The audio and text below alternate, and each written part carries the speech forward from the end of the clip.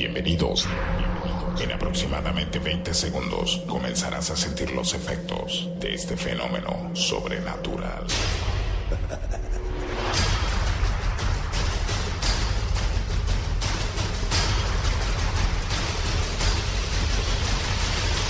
Mundo.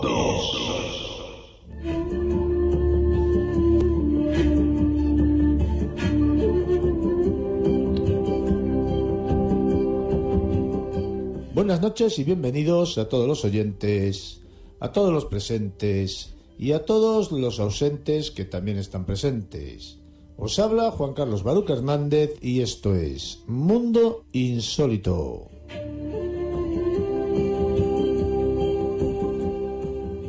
Un día más, una noche más, solo ante el peligro.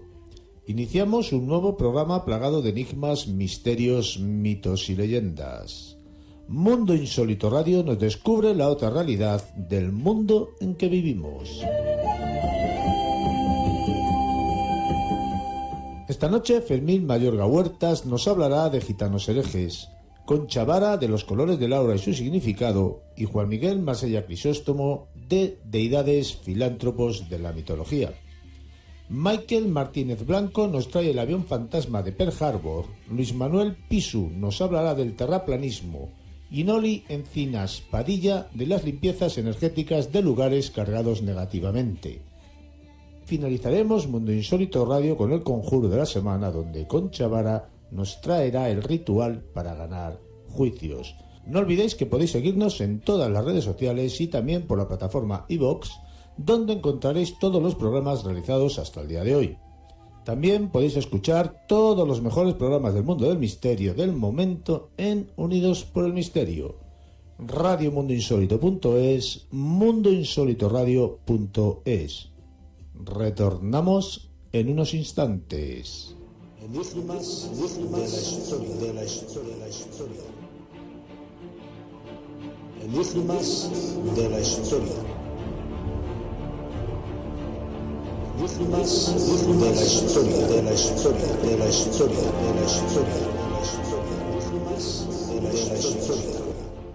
Fermín Mayorga, buenas noches, bienvenido compañero, ¿cómo estamos? Hola, ¿qué tal? Muy buenas noches, muy bien, estupendamente, como siempre. Bueno, vamos a seguir hablando de un tema que es habitual en este programa, que tú nos traes muy a menudo, que son de los herejes, pero bueno, vamos a centrarlo hoy en los herejes gitanos. Sí, porque son esas personas, digamos, a las que apenas se menta, ¿no? Y no tanto por el tema del hereje en tal relacionado con el mundo de la Inquisición, sino más que nada relacionado, bueno, pues desde el punto de vista histórico, desde que llegan a España y cuál es el comportamiento que realmente desde el inicio hasta prácticamente el siglo XX pues se ha desarrollado, ¿no? Con este grupo, que sin duda alguna ha habido épocas que han sido verdaderamente crueles para ellos, y no me extraña en absoluto que detesten lo que es el mundo de la Iglesia Católica, porque ahí estaban por medio precisamente de esta institución junto con la monarquía, azuzándoles, azotándoles y haciendo de ellos el escarnio más brutal y más potente que en esos momentos se podrían desarrollar contra estas personas. De hecho, prácticamente casi un 99% de la sociedad gitana en España hoy abraza, ¿no?, más que el catolicismo, bueno, pues lo que es el culto al que ellos llaman de la Iglesia evangélica. Y todo viene dado, bueno, pues por este tipo de comportamiento en momentos de tenencia de poder de esta institución y, por supuesto, de la monarquía, donde, bueno, pues en plena Edad Media, y cuando ellos están prácticamente, bueno, pues situados ya en España, y su modo de vida es más o menos como el que hemos visto en el siglo XX, ¿no? Las típicas tiendas de lona en el campo, cerca de los arroyos, con sus niños, sus mujeres, viviendo un poco de la naturaleza, del intercambio de animales, de bestias, etcétera, y eso conllevó en esa época en concreto que lo viesen como algo completamente diferente a lo que es el español, también un poco por su tez, ¿no? Recordemos que muchos de ellos venían de la zona de India, eran muy morenos, y eso conllevaba un cierto racismo que además, bueno, pues formó parte, ¿no?, de ese campo dominado por estas instituciones que hemos indicado, y las leyes que se van a crear en torno a estos personajes es precisamente la de todas aquellas personas de etnia gitana que, bueno, pues digamos, se viesen en el campo, en este tipo de jalma, digamos, ¿no?, de chozos de tela, tendrían que ser cazados porque su línea a seguir es la de no querer trabajar, la de no querer, bueno, pues rendir económicamente al Estado, y como tal tienen que ser castigados. Y ahí te encuentras documentación muchísima de cómo ya en plena Edad Media y a posteriori se les caza, pues estando tranquilamente en esos lugares campestres, y se les condena directamente a galeras. A otros, en cambio, bueno, pues los ponen en los famosos cepos, que se llamaban, atados de pies y manos en esas tablas donde no te podías mover, sentado en posición supina o echado en el suelo, en esas entradas de los pueblos, para que precisamente sirviese de escarmiento al resto, ¿no?, de gitanos que realmente pudieran pasar por aquella zona al ver, pues, a ese semejante que estaba sufriendo ese martirio, y que a ellos le podía ocurrir lo mismo si realmente a lo mejor, bueno, pues se ponían cerca de las poblaciones con su particular manera de vivir. Y si la galera era difícil, porque era dificilísima para un gitano el estar, como otros muchos herejes que la Inquisición, por ejemplo, condenó, como los judaizantes o los moriscos, donde tenían que estar como remeros sentados en esos bancos, con 3 personas en un mismo banco sentados, atados a cadenas, remando, el mar entrándote cuando había, pues eso, grandes olas dentro de lo que es la borda del barco, y mojándote todos los pies, etcétera, etcétera. Esto conllevaba, por culpa de la sal, bueno, pues que de los pies y parte del cuerpo y la del sol del día, pues fuese algo tremendamente durísimo para estas personas, y muchos de ellos inclusive, bueno, pues pereciesen y muriesen en las propias galeras reales. Y a partir de ahí te encuentras también, como no, muchísimas mujeres gitanas que, al ver que le han quitado de alguna manera el hombre, que es el que podía mantener de alguna manera a esa prole, que además suele ser numerosa en cuanto a hijos se refiere, pues me la veías ahí, lógicamente, obligada a tener que mendigar por las calles del pueblo, esa imagen que hemos visto tantas veces por los pueblos del gitano o la gitana, en este caso, con los niños pidiendo un trozo de pan por las calles, etcétera. Bueno, pues esa realidad se vivía en esa época, pero además de una manera mucho más potente, sobre todo por estas mujeres, y de ahí nace un poco también esa tradición de pedir por las calles por parte de ellos, por la necesidad que tuvieron en esos años anteriores, y que, bueno, pues la verdad es que pudieron de alguna manera solventar las necesidades de su prole, gracias también un poco a esa caridad y misericordia de otros españoles que no se correlacionaban con las instituciones que estamos indicando y que castigaban de esta manera, y bueno, pues muchos de ellos pudieron tirar para adelante. Pero el mundo de los gitanos ha venido siempre dado por la estigmatización, pero sobre todo creado no tanto por el pueblo, que el pueblo, a pesar de que podrían algunos pues realmente detestarle, había otra mucha gente que realmente pues sí, le acogía y le ayudaba, sobre todo cuando podían decir claramente la historia del marido que había sido apresado, llevado a galeras, o está en un cepo atado en la entrada del pueblo, y que lógicamente tiene que seguir alimentando a los niños. Ahí, digamos, al acabar esa actividad de trueque que ellos solían hacer con otros, de una bestia o de cualquier elemento, personas que arreglaban pues los calderos de lata que antiguamente se solían arreglar, y que a veces pues eran este tipo de personas los que solían arreglarlo. Bueno, pues todo esto conllevaba que si realmente no te buscabas algún tipo de trabajo, como podía ser el de arreglar los calderos de las casas de las personas que tenían, porque a lo mejor estaban un poquito rajados, etcétera, etcétera, pues te podían coger y te podían llevar a prisiones, te podían, bueno, pues llevar a galeras, y sobre todo también a lo que hemos dicho anteriormente. Y eso llevó inclusive a que hubiera sobre todo por parte del rey Carlos III, allá por 1769, y ya no solamente por parte de este rey, sino inclusive en otros gobiernos de Europa, como en Suecia, el que se llegara inclusive a esterilizar a muchas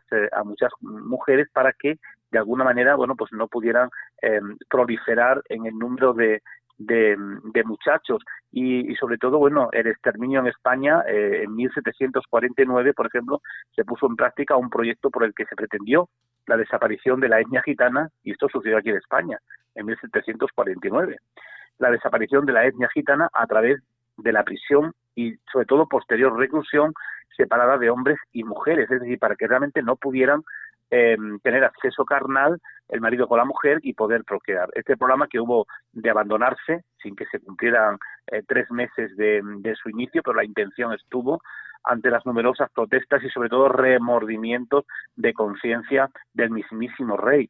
Y durante la Segunda Guerra Mundial, como otras muchas etnias o minorías, bueno, pues fueron objeto de esa persecución y de esa discriminación, muriendo miles de ellos en distintos campos de concentración, como ya conocerán nuestros oyentes, en Mataus y en otros muchos, y además también, bueno, pues inclusive en la propia Guerra Civil Española también tenemos connotaciones de personas gitanas, de familias gitanas que fueron atacadas por determinados grupos, ya no solamente nacionales, sino que hay inclusive también algunos documentos de republicanos que también atacaron alguna que otra familia. Quiero recordar, por ejemplo, en Siruela, en Badajoz, donde hay documentos de esta realidad, de cómo se ataca por parte también de los republicanos a una familia y al niño, al bebé que tienen, le pegan un chocazo, nunca mejor dicho, porque es la palabra que utilizan, ¿no? El documento contra la pared como si fuese un gato y fusilan, ¿no? al resto de gitanos simplemente porque bueno, hacen frente un poco a los republicanos porque le dicen que se vayan de donde están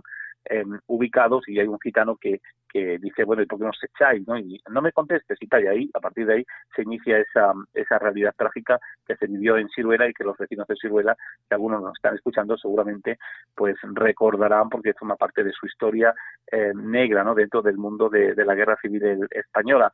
Y bueno, la imagen social de alguna manera negativa de esta comunidad es muy clara, ¿no? Y mayoritaria, casi prácticamente desde su llegada, como hemos dicho, y sobre todo como se puede, bueno, pues observar prácticamente en el siglo XX, donde cuando veíamos gitanos, bueno, pues ya la gente, oye, que hay gitanos en el pueblo, en tal sitio están acampados, puede haber robo de ganado, puede haber robo de mulas, todo lo malo siempre se le atañaba, ¿no? De alguna manera, se le imponían a estas personas.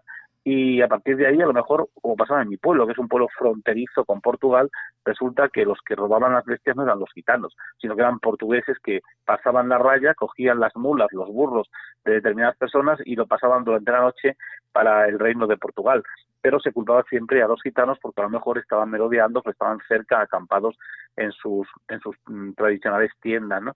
Y eso es un poco la historia, ¿no? de esta etnia, de este grupo, hoy español, porque son miles los que tenemos en España y son españoles, pero en tiempo atrás también, aun siendo españoles, tuvieron que sufrir toda esta discriminación, y de ahí nace un poco también el que ellos mismos hayan de alguna manera bueno, pues optado por desligarse del catolicismo, porque en todas esas refriegas que hubo y en todo ese tipo de actuación la Iglesia siempre estuvo detrás, y ya no hablemos de la Inquisición, donde también pues hay cantidades de gitanos y de gitanas pues condenados muchas veces por haber blasfemado contra la misma Iglesia, por cualquier actuación, o simplemente por el mero hecho de haber abrazado, bueno, pues la hechicería, como hacían muchísimas otras mujeres también no gitanas, porque era la manera que tenían, sobre todo aquellas que a lo mejor se le había muerto el marido o se lo habían casado y estaba en la cárcel, por cualquier razón, pues a través de este tipo de lectura de las manos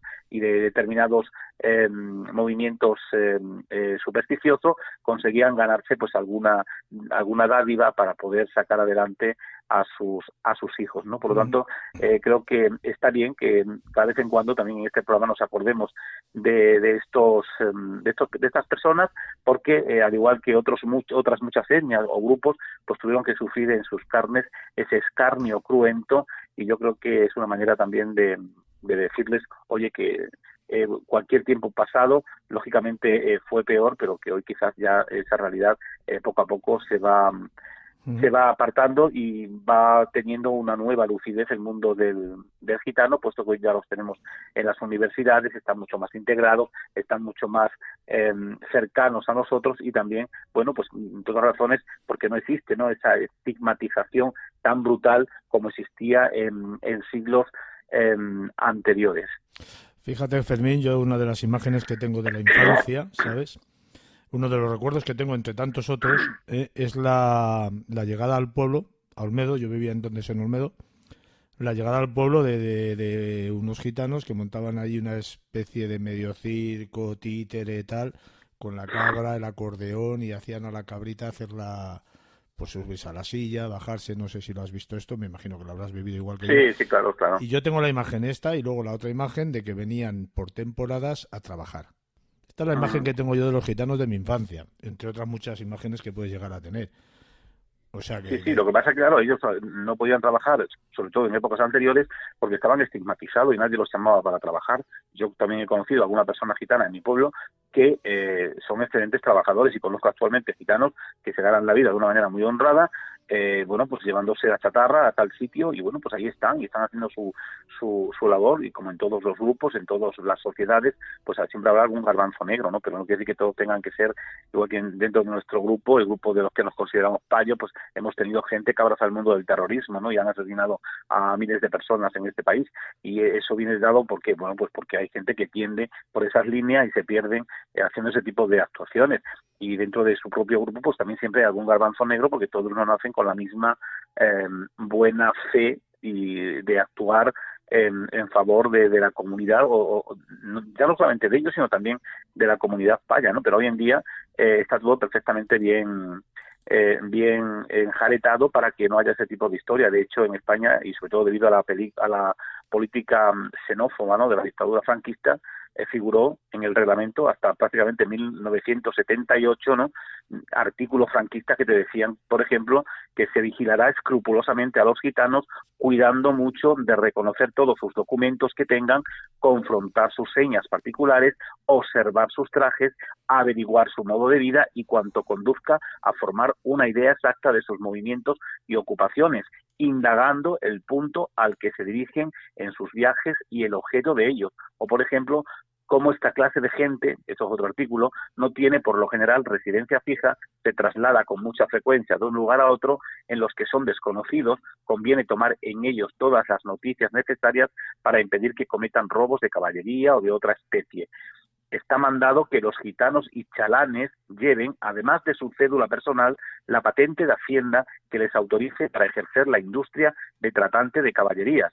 Por cada una de estas llevarán una guía con la clase, procedencia, edad, hierro y señas, la cual se entregará al comprador. Los que no vayan provistos de estos documentos o los que de su examen o comprobación resulte que no están en regla serán detenidos por la Guardia Civil y puestos a disposición de la autoridad competente como infractores de la ley. Y esto fue durante la época franquista.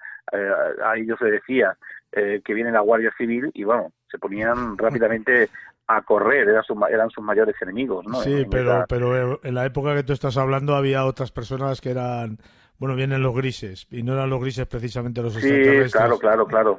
Eran otro tipo de grises y daba igual, de la índole que te vistieras y del color que tuvieras tus sentimientos. Te daban porque te tenían que dar y ya está, no había otra cosa. La gente buena, la buena gente, los sentimientos buenos nacen, creo yo, del corazón y no del color de la piel o de la raza que uno viste por circunstancias del lugar donde ha nacido. Fermín, ha sido un enorme placer volverte a tener Mundo Insólito Radio. Espero y deseo que la próxima semana vuelvas con otro tema interesante, quitando ciertas ataduras del pasado y abriendo mentes a mentes cerradas, que hay muchas, por desgracia, en nuestro país y en nuestro mundo. Muchísimas gracias por todo, Fermín. Nada, lo que tenemos que hacer precisamente es no ser cómplice de la gente que no ha evolucionado, porque, como siempre digo, y para finalizar, el mundo de la cultura, el mundo de la historia es cultura, y la cultura jamás es enemiga de nadie. Y aprender y saber y conocer siempre es algo importante en nuestras vidas, que nos servirá para muchas cosas, entre ellas para entender lo que fue esta otra realidad de los gitanos en épocas anteriores. Un fuerte abrazo, Fermín. Venga, un fuerte abrazo. Buenas noches y bienvenida, Concha. ¿Cómo estamos hoy? Buenas noches, Juan Carlos. ¿Qué tal? Un enorme placer volverte a tener aquí. Una gran alegría, como siempre. Igualmente.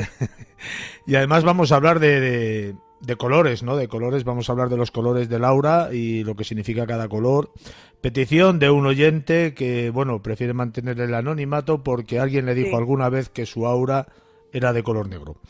Antes claro. de nada, me gustaría saber que explicaras un poco qué es el aura, ¿no? Aunque ya muchos lo sabemos, pero bueno, no viene mal recordarlo, si te parece bien. Bueno, el aura, al parecer, es una fuente energética, ¿no? Que nos Ujú. acompaña además toda la vida, ¿no? Es una radiación que posee varios colores, ¿no? Como tú has comentado, ¿no? No sé decirte de dónde viene. Bueno, el aura supuestamente es una emanación energética que poseen todos los seres Sí, vivos fruto es, de su energía, ¿no? Yo claro, tengo es una fuente entendido que, energética. claro, es una fuente yo tengo entendido que dependiendo de la situación física de cada individuo, pues si tiene un déficit de salud en un determinado órgano, pues en esa parte de su aura corporal, pues hay un déficit o un exceso, que también pudiera haber un exceso, porque un exceso también significa que algo no va bien.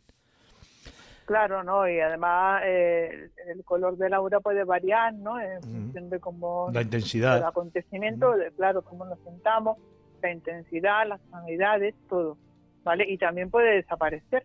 De hecho, se dice que el aura negra es el no aura, una persona que está falto de aura.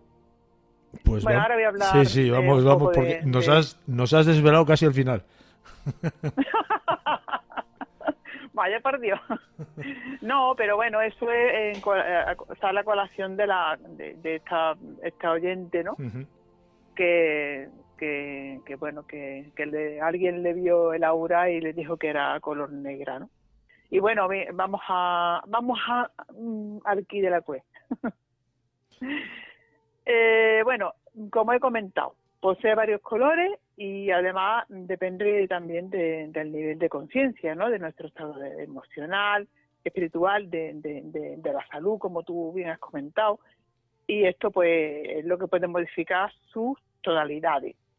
Algunas personas son capaces de verla, de ver el aura, sobre todo los niños, porque tú sabes que todos los niños lo ven, ¿verdad? Ujú. Yo te De podría hecho, contar una vamos, experiencia muy enriquecedora en ese sentido de un niño de Barcelona, pero eso para otro programa, que si no te corto tu sección y sí. luego me castigas. No, yo también te podría contar, ¿no? Porque además niños muy cercanos a mí que me la han visto, ¿no? Y es que te sorprende, ¿no? Te quedas mirando y dices, pero es increíble, ¿no? Que los niños, y nosotros mismos lo hemos visto cuando éramos niños, ¿no? Dejamos de verlos, ¿no? Ujú. Pero bueno, lo normal es que no sea visible a los ojos de cualquier humano, ¿eh? Eso sí es verdad. Y el aura, ¿qué nos transmite? Pues nos transmite información emocional, como si fuese una manifestación de nuestra propia alma, ¿eh? Pero ¿cómo podemos conocer el color, ¿no? de nuestra aura, el color que representa la naturaleza de nuestras almas? Y bueno, existen varios métodos a través de la meditación, por ejemplo, también a través del espejo. Yo cuando finalice, si me da tiempo, que me gustaría comentar cómo se hace a través del espejo, ¿vale? Ujú. Estos métodos, bueno, pueden llegar a ser muy complejos, desde luego, ¿no? Para muchas personas, pero hay uno que es más fácil y que a través del cual se puede averiguar y es usando la numerología. Es verdad que a través de la numerología podemos acceder a información vital sobre nuestra vida, nuestra personalidad, a ver cuando reducimos la cifra de los números de nacimiento o de las que corresponden a nuestro nombre a un solo dígito, pues podemos encontrar la numeración del 1 al 9, ¿no? Pero es importante saber que existen muchos matices de los colores del aura, que iba a decir agua. Quiero decir con esto, Juan Carlos, que en un mismo número pues podemos encontrar varias tonalidades y cada una de ellas tiene su significado. Pero bueno, lo importante o interesante es que podemos encontrar el color predominante de nuestro aura según el número resultante que obtengamos de nuestros datos de nacimiento o de nuestro nombre, ¿no? Quien quiera saber cómo se obtiene el número de vida, el número a través del nombre o de nacimiento, ya sabéis que me lo podéis consultar por privado, ¿vale? Vamos al número 1, ¿vale? Si una persona tiene en su vida el número 1, encontramos que el color del aura es el rojo, ¿vale? ¿De acuerdo? Estas personas que tienen el aura rojo nunca pasan desapercibidas, se hacen notar, se caracterizan por ser apasionadas, les encanta las aventuras, los retos, conocer, experimentar cosas nuevas. Son personas muy directas, sinceras, honestas, suelen decir las cosas de frente, aunque muchas veces pueden ser hirientes con sus palabras. Estas personas no deben guardar sus emociones o sentimientos porque pueden enfermar, ¿eh? En general, pues son líderes y muchas veces prefieren ser su propio jefe. Las personas que obtengan la numerología, el número 2, el color de su aura es el color anaranjado, ¿eh? Estas son personas muy emocionales y sensibles a los sentimientos de los demás. Tienen un gran corazón y odian la injusticia. Suelen verse envueltas en trabajos sociales y ayudan a los demás. Son muy agradables y divertidas, pero saben estar en su sitio y tomar las cosas en serio. En su lado débil suelen deprimirse y tener baja su autoestima, ¿no? Lo que muchas veces les lleva a refugiarse en la comida o a todo lo contrario, a dejar de comer. Las personas que tengan el número 3, su aura pues sería el color amarillo, ¿vale? Son personas con un cerebro privilegiado. Si no se rodean con mentes como las suyas, pues se aburren. Su forma de expresarse puede ser divertida, aguda, aunque a veces son bastante irónicos y sarcásticos. Son muy expresivos y muy amantes de los libros, pero en el momento en que entienden el tema, lo abandonan, ¿vale? Se aburren. También son excelentes escritores, tienen la capacidad de transformar la noticia más aburrida y convertirla en una noticia estelar. Su carácter es meticuloso y pueden ser buenos profesionales como contables, en las finanzas, en la computación.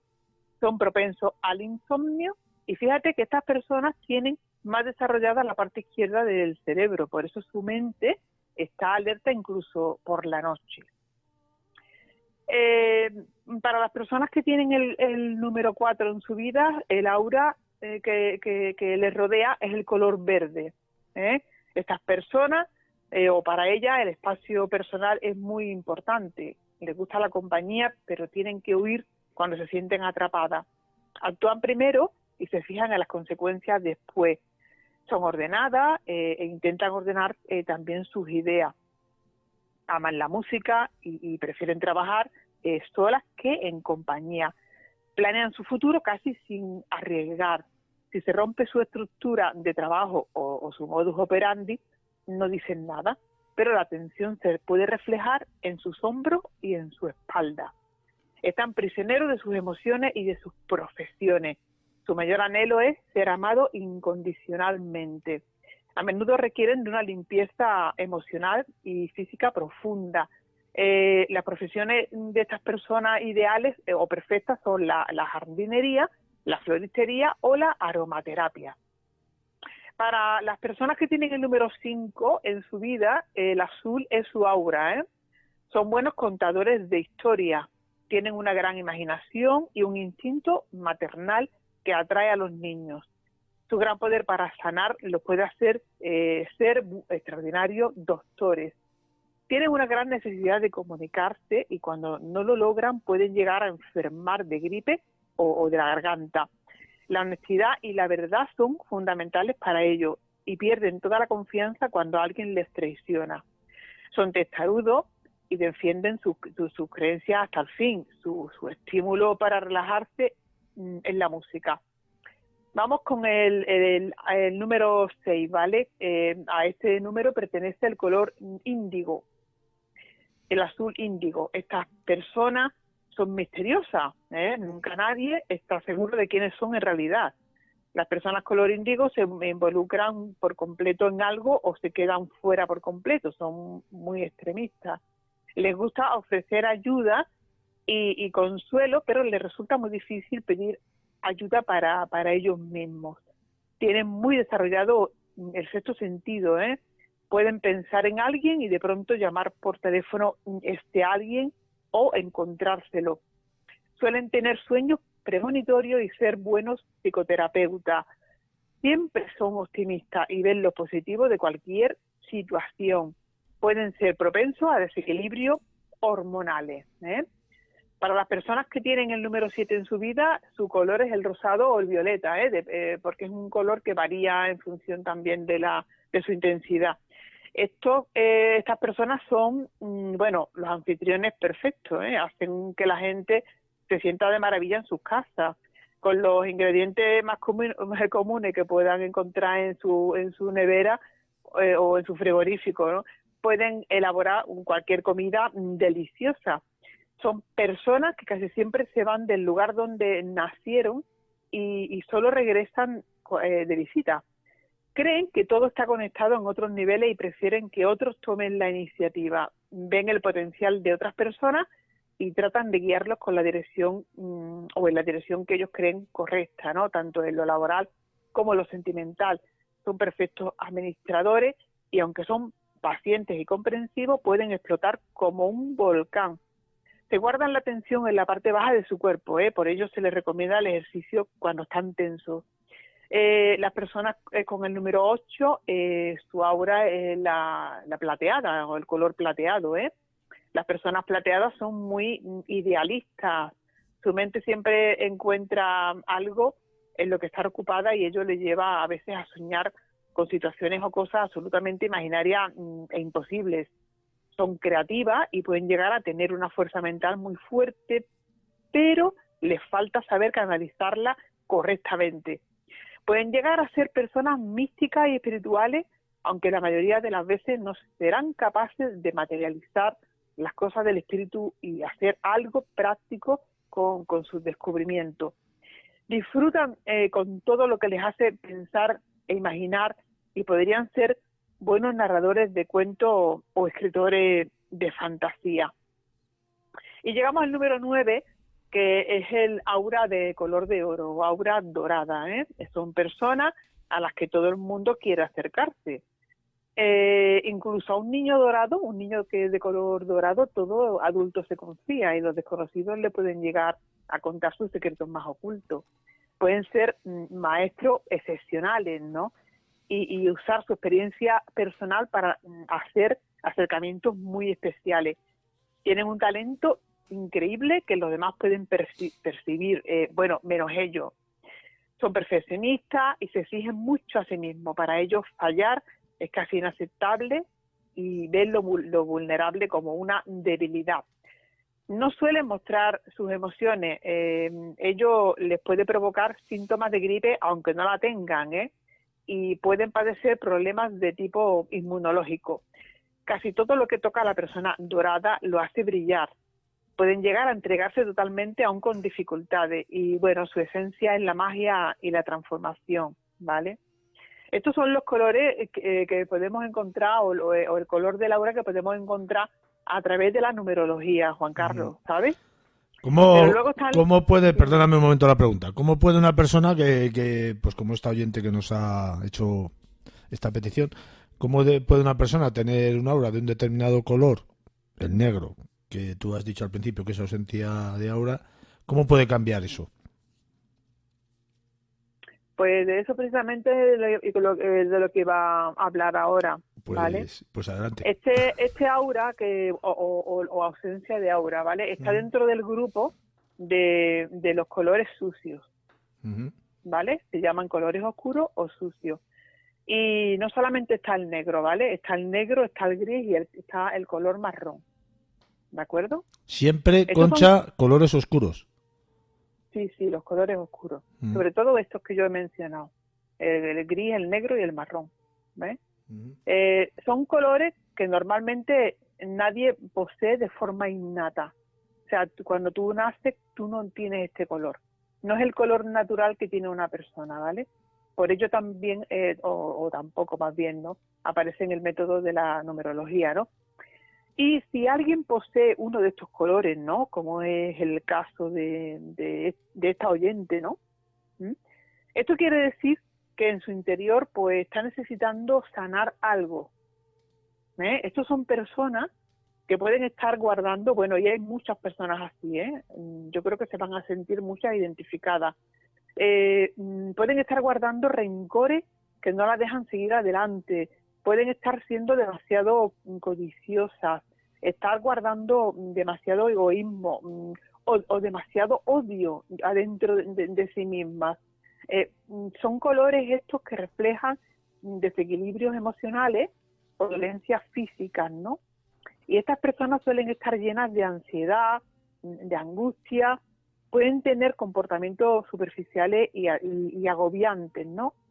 ¿Qué es lo que pueden hacer estas personas para salir de esta situación, ¿no?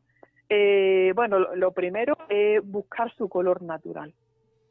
Ellos tienen un aura o tenían un aura de un color natural, que son de los colores que yo he mencionado anteriormente, y deben buscarlo, deben buscar su color y tienen que enfocarse en él, enfocar en el color para que intentar que su vida mejore y para que encuentren la estabilidad emocional. Por supuesto, tienen también que centrarse en arreglar esos problemas emocionales que tienen, Que es altamente complicado. Es muy complicado. Esto no es tan fácil como yo lo estoy comentando, pero bueno, pero es necesario que lo hagan para salir de esa situación. Esas son las personas que están también con ese bloqueo, ¿no? Luego, claro, estas personas que están bloqueadas de este modo, pues pueden acarrear a las que tienen alrededor también. Hombre, claro, pueden intoxicar, ¿no? Digamos, de alguna manera a las personas que las rodean, ¿no? O atraer las larvas astrales, estas larvas astrales que hemos hablado tantas veces, ¿no? Que se alimentan de negatividad, ¿no? Estos auras suelen ser auras que son negativas, y las auras negativas atraen a las larvas astrales que se alimentan de negatividad. Y las larvas, te pueden llegar a cubrir por entero. Una persona puede desear no existir, llegar a tomar... intentar suicidarse, vamos. Sí, efectivamente. Fíjate, ahora estoy pensando yo, a una persona que tiene este tipo de aura, ¿qué colores debería de vestir en su vida para no sé, de una manera externa animarse? Tiene que buscar su color, Juan Carlos. Todas las personas, cada persona tiene un color. Entonces, estas personas tienen que o deben buscar su color inicial. Porque fíjate que estamos hablando del aura negra, ausencia de aura. Sin embargo, el color negro de tú, por ejemplo, que vistes muy de negro, o yo, que me gusta también mucho vestir de negro, eso no significa que sea un color negativo. No, al contrario, es un color positivo. Fíjate qué contradicción, ¿no? Es curioso, por eso te lo digo, porque hay a veces que dice la gente, bueno, pues yo tengo este tipo de aura, o me han dicho, como esta oyente tiene este tipo de aura, necesito vestir a lo mejor con ropas que tengan unos colores más vivaces, ¿no? Un verde esperanza, un rojo chillón, ¿no? Y a lo mejor es al contrario. Son colores que pueden perjudicar. Claro, por eso digo que a lo mejor es al contrario. Igual deberías de vestir unos colores más apagados, más oscuros, ¿vale? Porque en cierto modo también te dan una cierta protección. El negro en general es un color que despide la energía negativa. Porque la rechaza. Porque es muy apagado. No porque sea apagado, sino que es un color un color muy poderoso, el negro, Y ya te digo, por ejemplo, por ponerte un ejemplo, algunos oráculos, las cartas del tarot, pues la bola de cristal, tienen que estar guardadas o envueltas con algo negro, porque así es como pueden descansar, como pueden dormir, como vamos a evitar que recojan vibraciones del exterior. O sea, que el negro es protector. Una vela negra, tú le pones una vela negra a una persona y no es para hacerle daño, es para limpiar. Hombre, vamos a ver. Me viene a la mente la bruja Lola famosa. Sí, te voy a poner 2 velas negras. Bueno, pues las velas negras son sobre todo para hacer limpieza, para romper trabajos de brujería, Pero claro, si cogemos una vela negra y le añadimos alfilerito, le añadimos clavito, pues la podemos todo lo que sea, convertir en negativa. Los aditamentos que lo acompañan, pues seguramente sean los que sean más perjudiciales que la misma vela. Concha, lo tenemos que dejar aquí, se nos va el tiempo, ya lo sabes. Vale. Quizás en otro momento sigamos hablando de esto, no lo sabemos. No he hablado de la aura blanca, pero bueno, es que la aura blanca es muy difícil que una persona la tenga, porque es un aura pura. En el mundo en el mundo existimos dos personas. Bueno, venga, dilo, de pasada, para que no nos quedemos con las ganas, venga. ¿Cuál es lo del aura? Lo del aura blanca, sí. No, es una aura que pertenece a las personas que poseen todos los colores del aura. Y eso es muy complicado, ¿vale? El color de la diversidad. Esos son personas especialmente serenas, pacientes, bueno, el aura de la paz, de la humildad, de la bondad. Y este aura es muy escasa. Igual he dicho que existimos dos y he sido generoso. Exacto. Por eso te digo que... Y bueno, otro día puedo explicar cómo encontrar el aura a través del espejo, ¿vale? Que es una meditación. Sí, y bueno, pueden ponerse en contacto contigo a través de las redes sociales o a través del programa para el que quiera saber algo más. Pues nada. O para conocer su número, ¿vale? O para conocer su número, pues estaremos encantados de facilitar la información necesaria para que se pongan en contacto contigo. Concha, te esperamos al final del programa con el conjuro, que lo vamos a dejar ahí. Es un conjuro para ganar juicios. Ahí lo dejamos. Sí. O sea que los que estén hasta el final del programa van a escuchar esto. Y bueno, ya sabes, te estoy muy agradecido por tu participación en nuestro programa, y la semana que viene espero que vengas con otro tema tan interesante como este. Así será. Nos escuchamos en 7 días, Juan Carlos. Un fuerte abrazo, Concha. Buenas noches.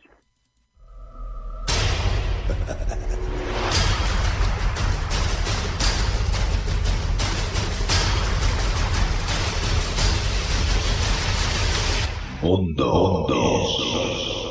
Buenas noches, Juan Miguel. Bienvenido a Mundo Insólito. ¿Cómo estamos?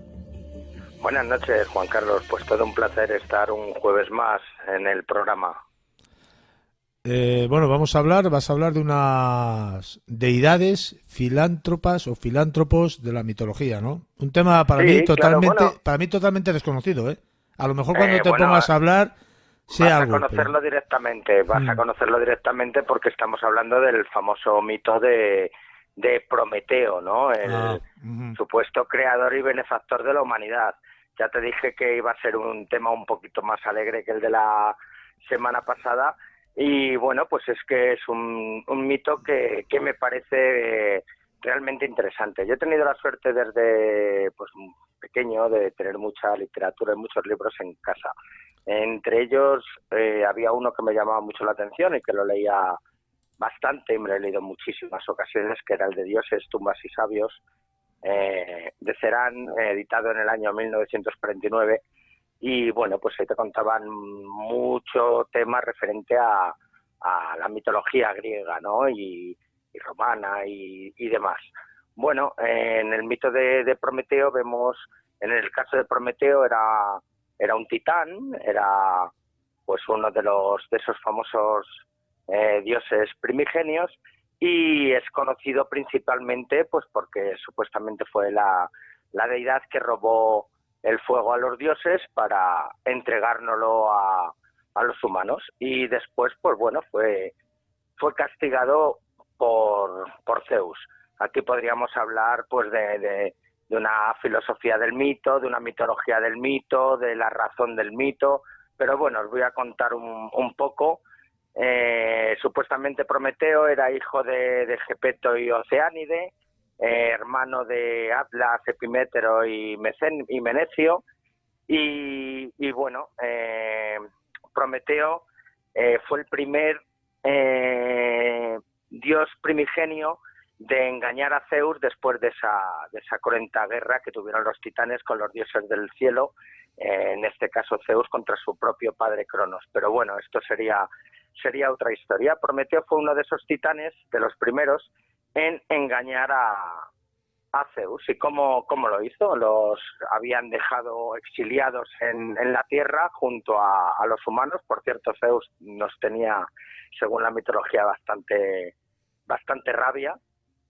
Y bueno, pues les tenían que ofrecer a los dioses distintos sacrificios, y en este caso, pues Prometeo hizo un sacrificio de un buey y lo partió en dos partes. En una de ellas metió piel, carne y las vísceras y las ocultó en el vientre del buey, y en la otra parte pues hizo pues toda la cubierta del animal, todos los huesos, y los cubrió pues con una apetitosa grasa. Entonces Prometeo, muy inteligente por su parte, le ofreció a Zeus que eligiera la parte que quisiera, que más le apeteciera, y en este caso pues Zeus se confundió y eligió los huesos cubiertos con esa apetitosa grasa.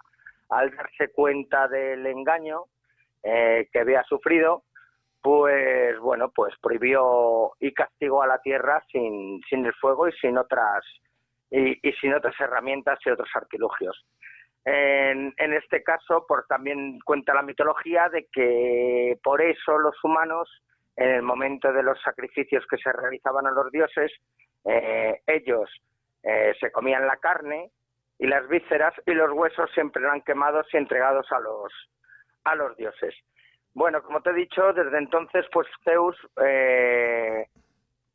fue el que prohibió el fuego a los humanos. Pues bueno, Prometeo no quería dejar a sus aliados y a sus amigos detrás, era el benefactor de la humanidad y su protector, y decidió, como Dios que era y teniendo acceso al Olimpo y a varias de las partes donde se podían hallar este tipo de artes y de herramientas para que la humanidad pues avanzara, pues bueno, pues se subió al Olimpo y robó. Hay unas partes que te dicen que lo robó en la forja de Éfeso, otros te dicen que lo robó del carre de Helios, otro también decía que no solamente estaba robó el fuego, sino también las artes del propio Hefesto y de Atenea, y bueno, necesitaba el fuego pues para que este tipo de artes funcionaran, ¿no?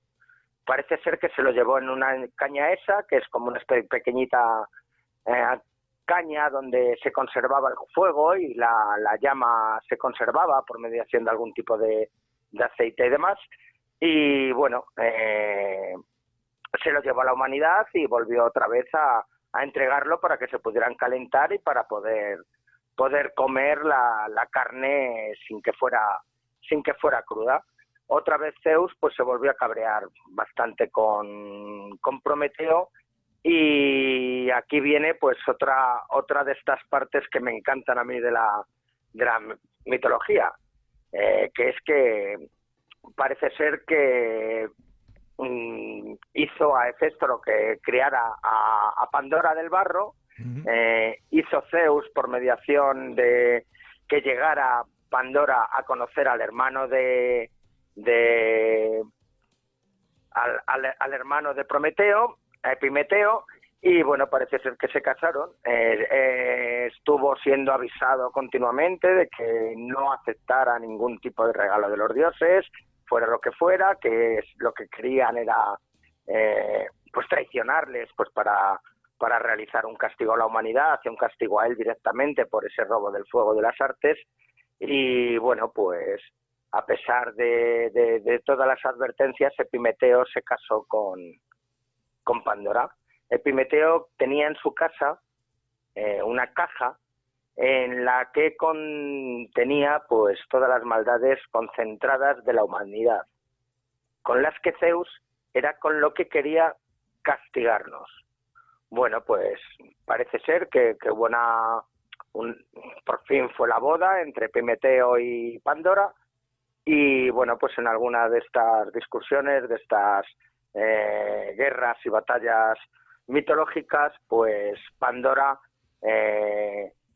abrió la caja y así pues parece ser que consiguió de nuevo castigar a la humanidad. Pero esto no fue todo. Detuvieron a Prometeo, y Prometeo fue encadenado supuestamente en una enorme roca, y aquí viene el castigo. El castigo era uno de estos castigos crueles puesto que, claro, Prometeo era inmortal. Entonces no se le podía matar. ¿Y qué era lo que hizo Zeus de castigo?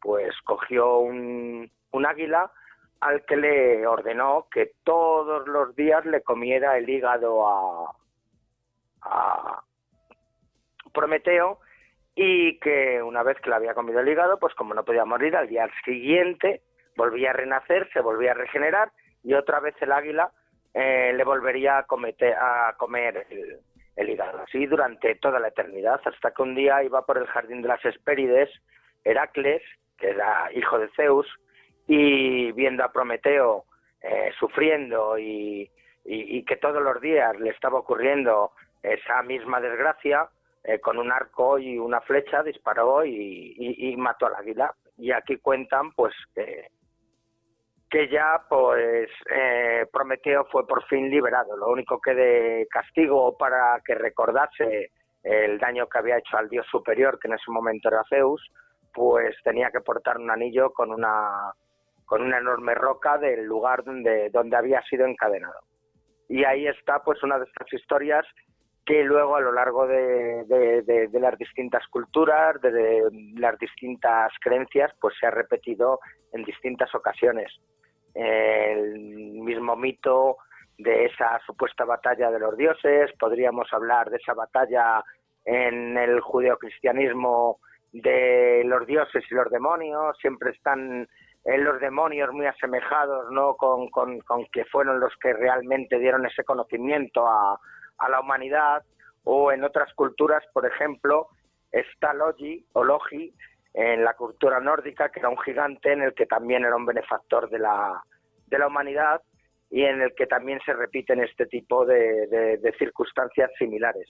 Y podríamos pues así remontarnos en un montón de las historias. Lo curioso de todo esto, pues mira, en que muchas cosas se asemejan al resto de creencias, ¿no? Esa mujer creada del barro, esas supuestas batallas, ¿no?, entre dioses primigenios y dioses que luego fueron los hijos de estos, que fueron ascendidos al cielo. Pues todo esto parece que se repite, ¿no?, a lo largo de los milenios, a lo largo de la historia, y que en esta última época me parece a mí que lo estamos perdiendo. Pues lamentablemente es una realidad que yo creo que tienes mucha razón en lo que estás diciendo. La mitología, Juan Miguel, ¿es algo que pudiera ser de algún modo estar basado en hechos reales? Quiero decir... Yo, en mi manera de pensar, como no soy experto, pero me ha gustado mucho el leer todas estas historias, que para mí siempre me las he tomado como ciencia ficción, cuando era más pequeño o más joven. Ahora me las tomo con otro tipo de conocimiento, porque claro, al conocer distintas historias mitológicas de las distintas culturas, pero ya no nos vamos a nuestra cultura europea, ¿no?, ya fuera griega, romana, nórdica, celta, me da lo mismo, íbera, me da lo mismo, ¿no? Seguramente, como decía un amigo mío antropólogo, que en paz descanse, José Antonio Plaza, las corrientes de la humanidad viajaban, se intercambiaban dioses, comida, telas y mujeres. Y aunque suene muy machista ahora en nuestras épocas, pero era una gran realidad. Entonces estaba todo muy centralizado y muy asemejado, ¿no? En unos dioses pueden ser iguales que otros, aunque tengan otros nombres, pueden tener las mismas características. Nos pasa exactamente lo mismo, como hablábamos el otro día, hasta con nuestros propios santos. Pero claro, cuando este mito nos vamos a otras culturas, cruzando miles y miles de kilómetros de océanos, o miles de kilómetros de continentes, de montañas, es pues ya bastante más extraño que este mito se repita, que se repita el mito del diluvio, que se repita el mito de la de la gran serpiente, que se remitan hasta los tipos de construcciones, aunque hayan sido fechadas y datadas en épocas distintas. O sea, son cosas que a mí me llaman poderosamente la atención, como decía en su momento Juan Antonio Cebrián. Y además, un mundo apasionante, porque yo también he vivido una experiencia parecida a la tuya en el sentido de gustos, ¿sabes? Y cuando empiezas a descubrir todo tipo de mitologías, de hecho, entre todas ellas hay un tipo de similitud, ¿no crees tú? Sí, estoy totalmente convencido de ello, y es lo que a mí más me sorprende, sobre todo en el tema del bien, del mal. Están muy separadas esas deidades. Si nos ponemos a asemejarnos, lo que te digo, en las culturas de un montón de partes del mundo, son parecidas. A mí lo que más me ha fascinado en la última época es Japón. Me regaló un buen amigo mío, y yo creo que de muchos oyentes, Mario Martín, un libro de grandes civilizaciones de Japón, y es en la que me estoy sorprendiendo y quedando boquiabierto, porque esta sí que no tiene nada que ver con la nuestra. No, pero absolutamente nada. No me digas. En algunas cosas, sí. Cuando entraron las raíces cristianas... No hay un ser creador. No hay un ser superior a todos. Sí, pero es todo un poco en el momento que hay un ser superior a todos, incluso se parecen a las religiones, a todo tipo de religiones. Es que un ser superior a todos, supuestamente, la tienen todas. Por eso llámale de una manera o de otra, y que luego está acompañado de distintos hijos dioses. ¿Qué más nos da un dios superior si luego tienes a su derecha 4 arcángeles que son superiores a nosotros? ¿Y qué más nos da si luego tienen una escala de querubines, no sé qué, no sé cuántos? O sea, nos da exactamente lo mismo, es lo mismo. Que por si ahí es te iba Zeus, yo. Por ahí te iba yo. Que si es, efectivamente, nos da lo mismo, que si es Zeus, Júpiter o quien sea.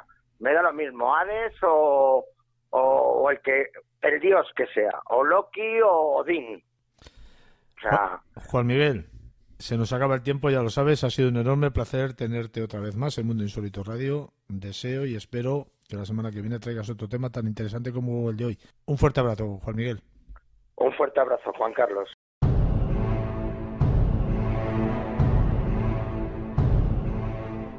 Buenas noches y bienvenido, Michael. ¿Cómo estamos? Pues bien.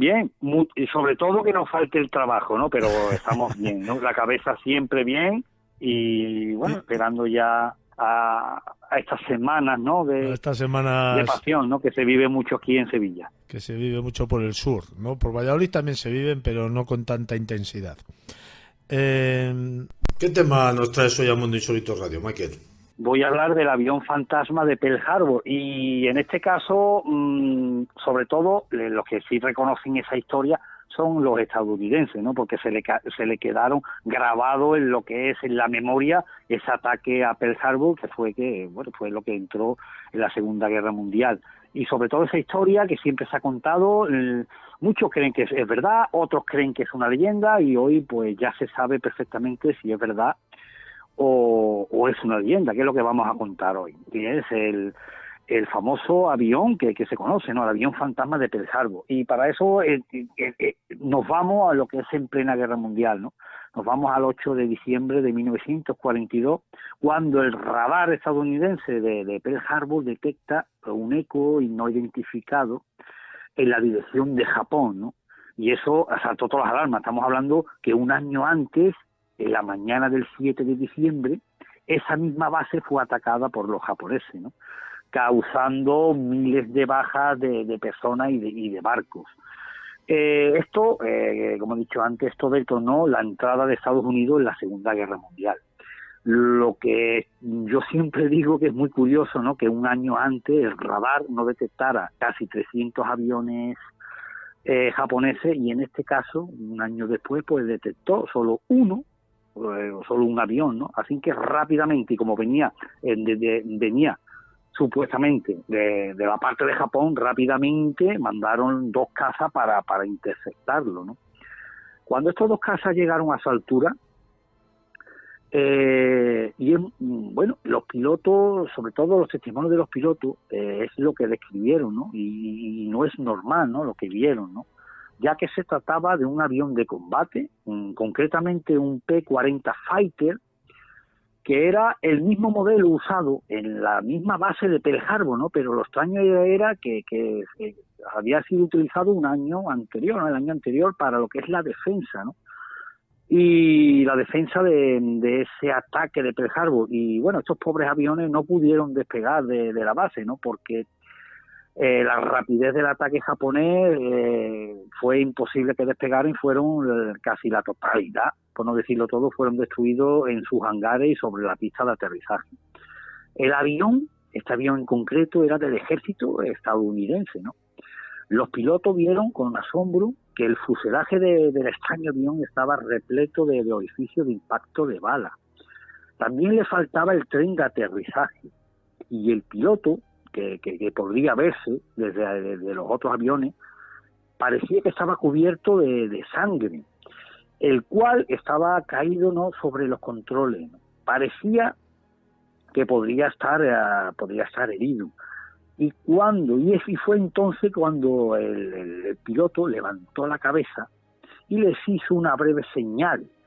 Y a partir de cuando le hizo esa breve señal, entró el avión, extraño avión, entró en caída, en picada y se estrelló.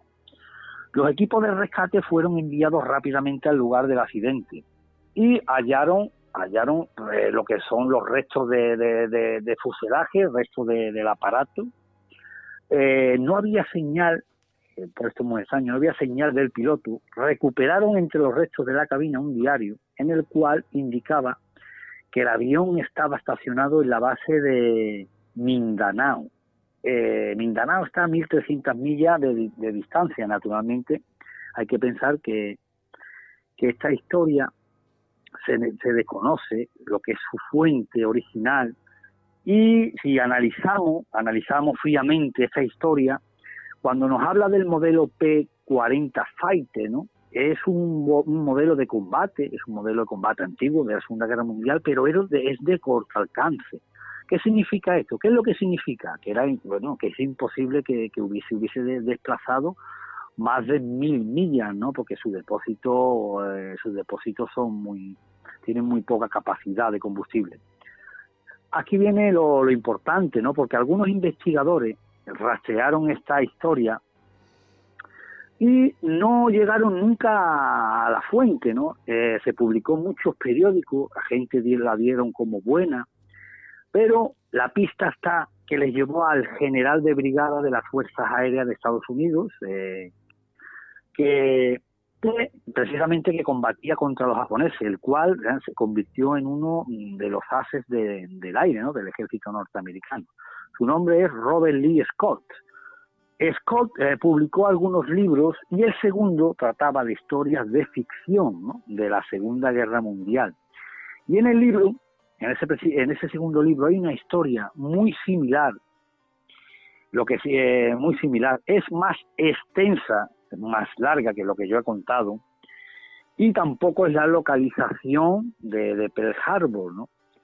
Es la misma historia, pero los Estados, quien fuese, seguramente del ejército de Estados Unidos, para poner un poco más de entusiasmo a lo que es la Segunda Guerra Mundial, pues lo trasladó a lo que es Pearl Harbor, ¿no? Pero esta historia no tiene nada que ver con Pearl Harbor, pero es la misma historia. Así que han encontrado la fuente de esta historia. Por desgracia, es una historia de ficción. Y decir que el general Scott murió en febrero del año 2006, a la edad de 97 años. Este general, imaginaros, lo que voy a decir es que es un as de la aviación, ¿no? Había ganado 2 estrellas de plata, 3 distinguidas cruces de vuelo y 3 medallas del aire. En total llegó a publicar 12 libros al final de su vida, ¿no? Pero aquí estamos desmintiendo lo que es un misterio de la Segunda Guerra Mundial, porque está en la historia de la base naval, ¿no?, de Pearl Harbor. Siempre cuentan esa historia del avión fantasma que se estrelló un año después, que se había combatido, que el piloto, pues había sido herido en combate. Ahora sabemos que es una historia de ficción. Pero si decimos que no es el único avistamiento de esos de aviones de la Segunda Guerra Mundial, sea cierto o no, estos avistamientos fantasmas, ¿no?, de la Segunda Guerra Mundial. Si hablamos de una ciudad muy importante, nos estamos refiriendo a Londres, donde hubo unos casos de avistamiento de aviones no identificados, y sobre todo estamos hablando del año 2017, Juan Carlos, del 2017, ya no estamos hablando de 1945, estamos hablando de 2017. Sí, que ha sido antes de ayer, que tampoco hace tanto tiempo. Sí, cuando cuando vieron varios testigos, no estamos hablando 2, incluso algunas veces más, ¿no?, que han visto aviones, en este caso son modelos utilizados en la Segunda Guerra Mundial, con desperfecto causado aparentemente por explosiones y disparos, ¿no? Y estamos hablando, como he dicho, de 2017, sobre los cielos de Londres. Sobre todo, tengo que decir que sobre lo que es en el cielo de Londres se mantuvieron algunas de las batallas aéreas más tremendas de la Segunda Guerra Mundial, entre los alemanes y la aviación, ¿no?, la Real Fuerza Británica, ¿no?, que causaron muchísimas muertes y muchísimos heridos, sin contar también las temibles V2, ¿no?, esas bombas que lanzaba desde las costas de Francia, ¿no?, y que fue el primer misil balístico, ¿no?, de la historia. Hay testigos y que son aficionados a la aviación, los cuales han identificado ese modelo exacto del supuesto avión fantasma, ¿no?, que se ve por los cielos de Londres. Se trata del modelo Douglas C-47 Skytrain. Uno de esos testigos era Pam O'Reilly, que es una mujer que dijo que el avión iba volando tan bajo que parecía que se iba a estrellar, ¿no?, y de repente desapareció. Ella describe el avión que era de un modelo muy antiguo, estamos hablando de un modelo de hélice, ¿no?, el cual, pues esa mujer nunca lo había visto, y eso que vivía cerca de uno de esos aeropuertos.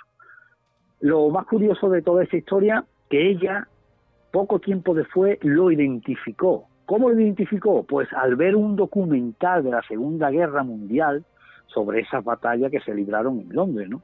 Y en una de esas, y estamos hablando de esos documentales, están rodados y tienen imágenes reales, ¿no?, de esas batallas aéreas entre los nazis y los ingleses. Ella lo identificó como el que utilizaban los ingleses, ¿no?, en esa misma batalla. Por supuesto, hay que decir que las autoridades inglesas dicen que cuando se produjo estos avistamientos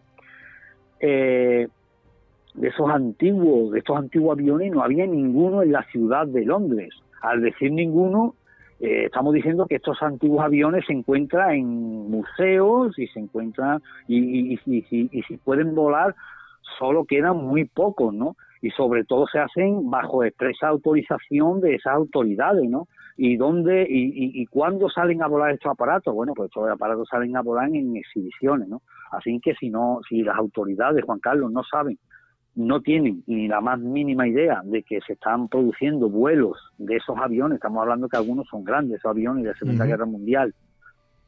Sí. Algo hay, ¿no? Y ya estamos hablando de 2017, ¿no? Aquí estaríamos hablando de la teoría de la impregnación, ¿no? ¿Quién no recuerda esa famosa psicofonía de Belchite, Juan Carlos? Esa famosa psicofonía donde se escucha ese avión en picado, esas bombas, esos disparos, incluso esas voces. Posiblemente en estos sitios donde está marcada la tragedia, una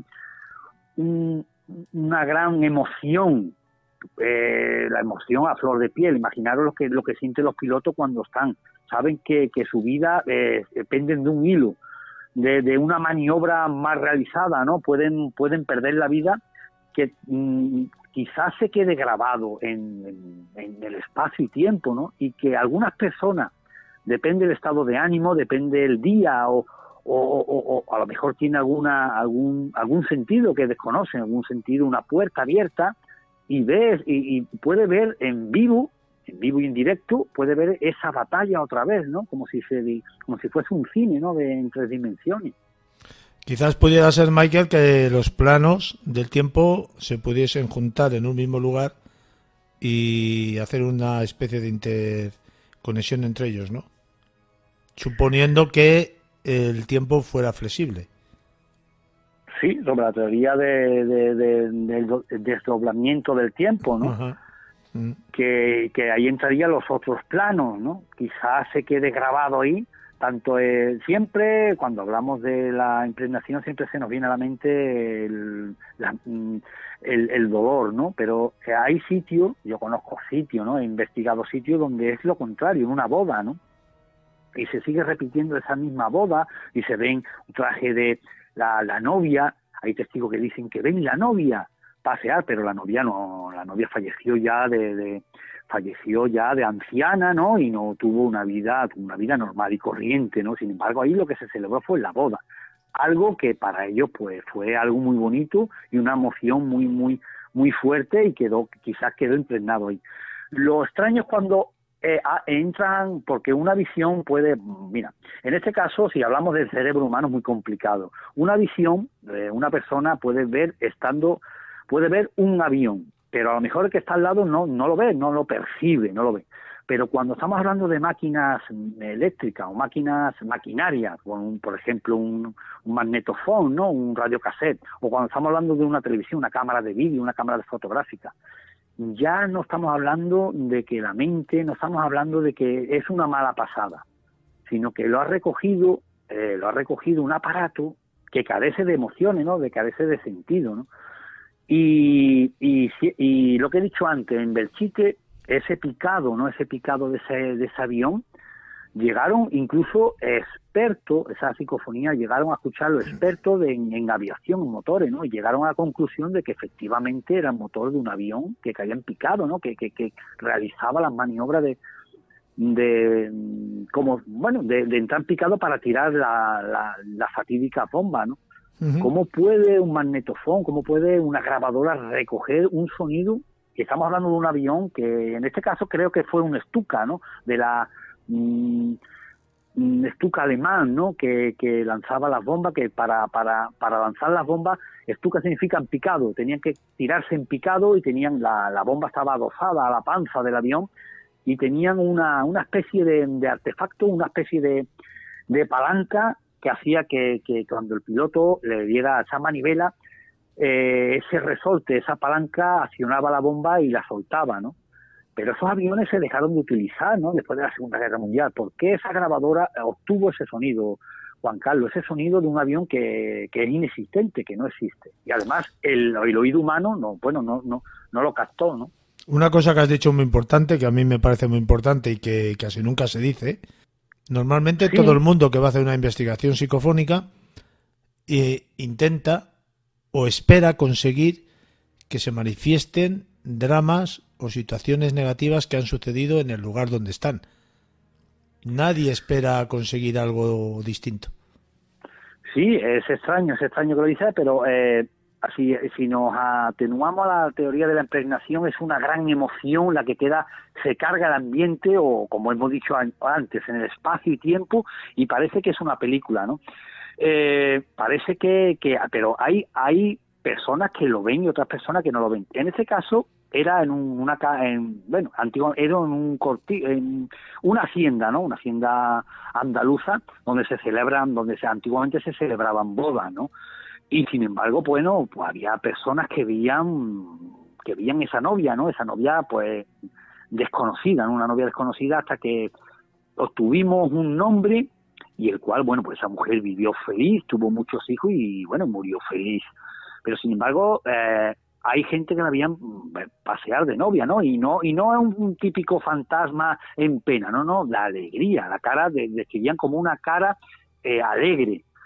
Y ahí en esa hacienda, en ese cortijo, pues no pasó nada, lo contrario, muchísimas bodas se celebraron ahí, ¿no? Así que cuando es una emoción, Juan Carlos, lo mismo es la emoción tan fuerte, tan impresionante puede ser, esa emoción trágica de una muerte, ¿no? Y una muerte violenta, que un gran amor, ¿no? Un gran sentimiento de pureza, un gran sentimiento de amor. Yo creo que el amor, el amor no, como digo yo, mueve montaña, ¿no? El amor creo yo que es más fuerte, ¿no? que el odio. Por lo menos lo que creo pensar, ¿no? Sí, ¿no, yo tengo la teoría de que el amor y el odio es un mismo sentimiento en lados opuestos.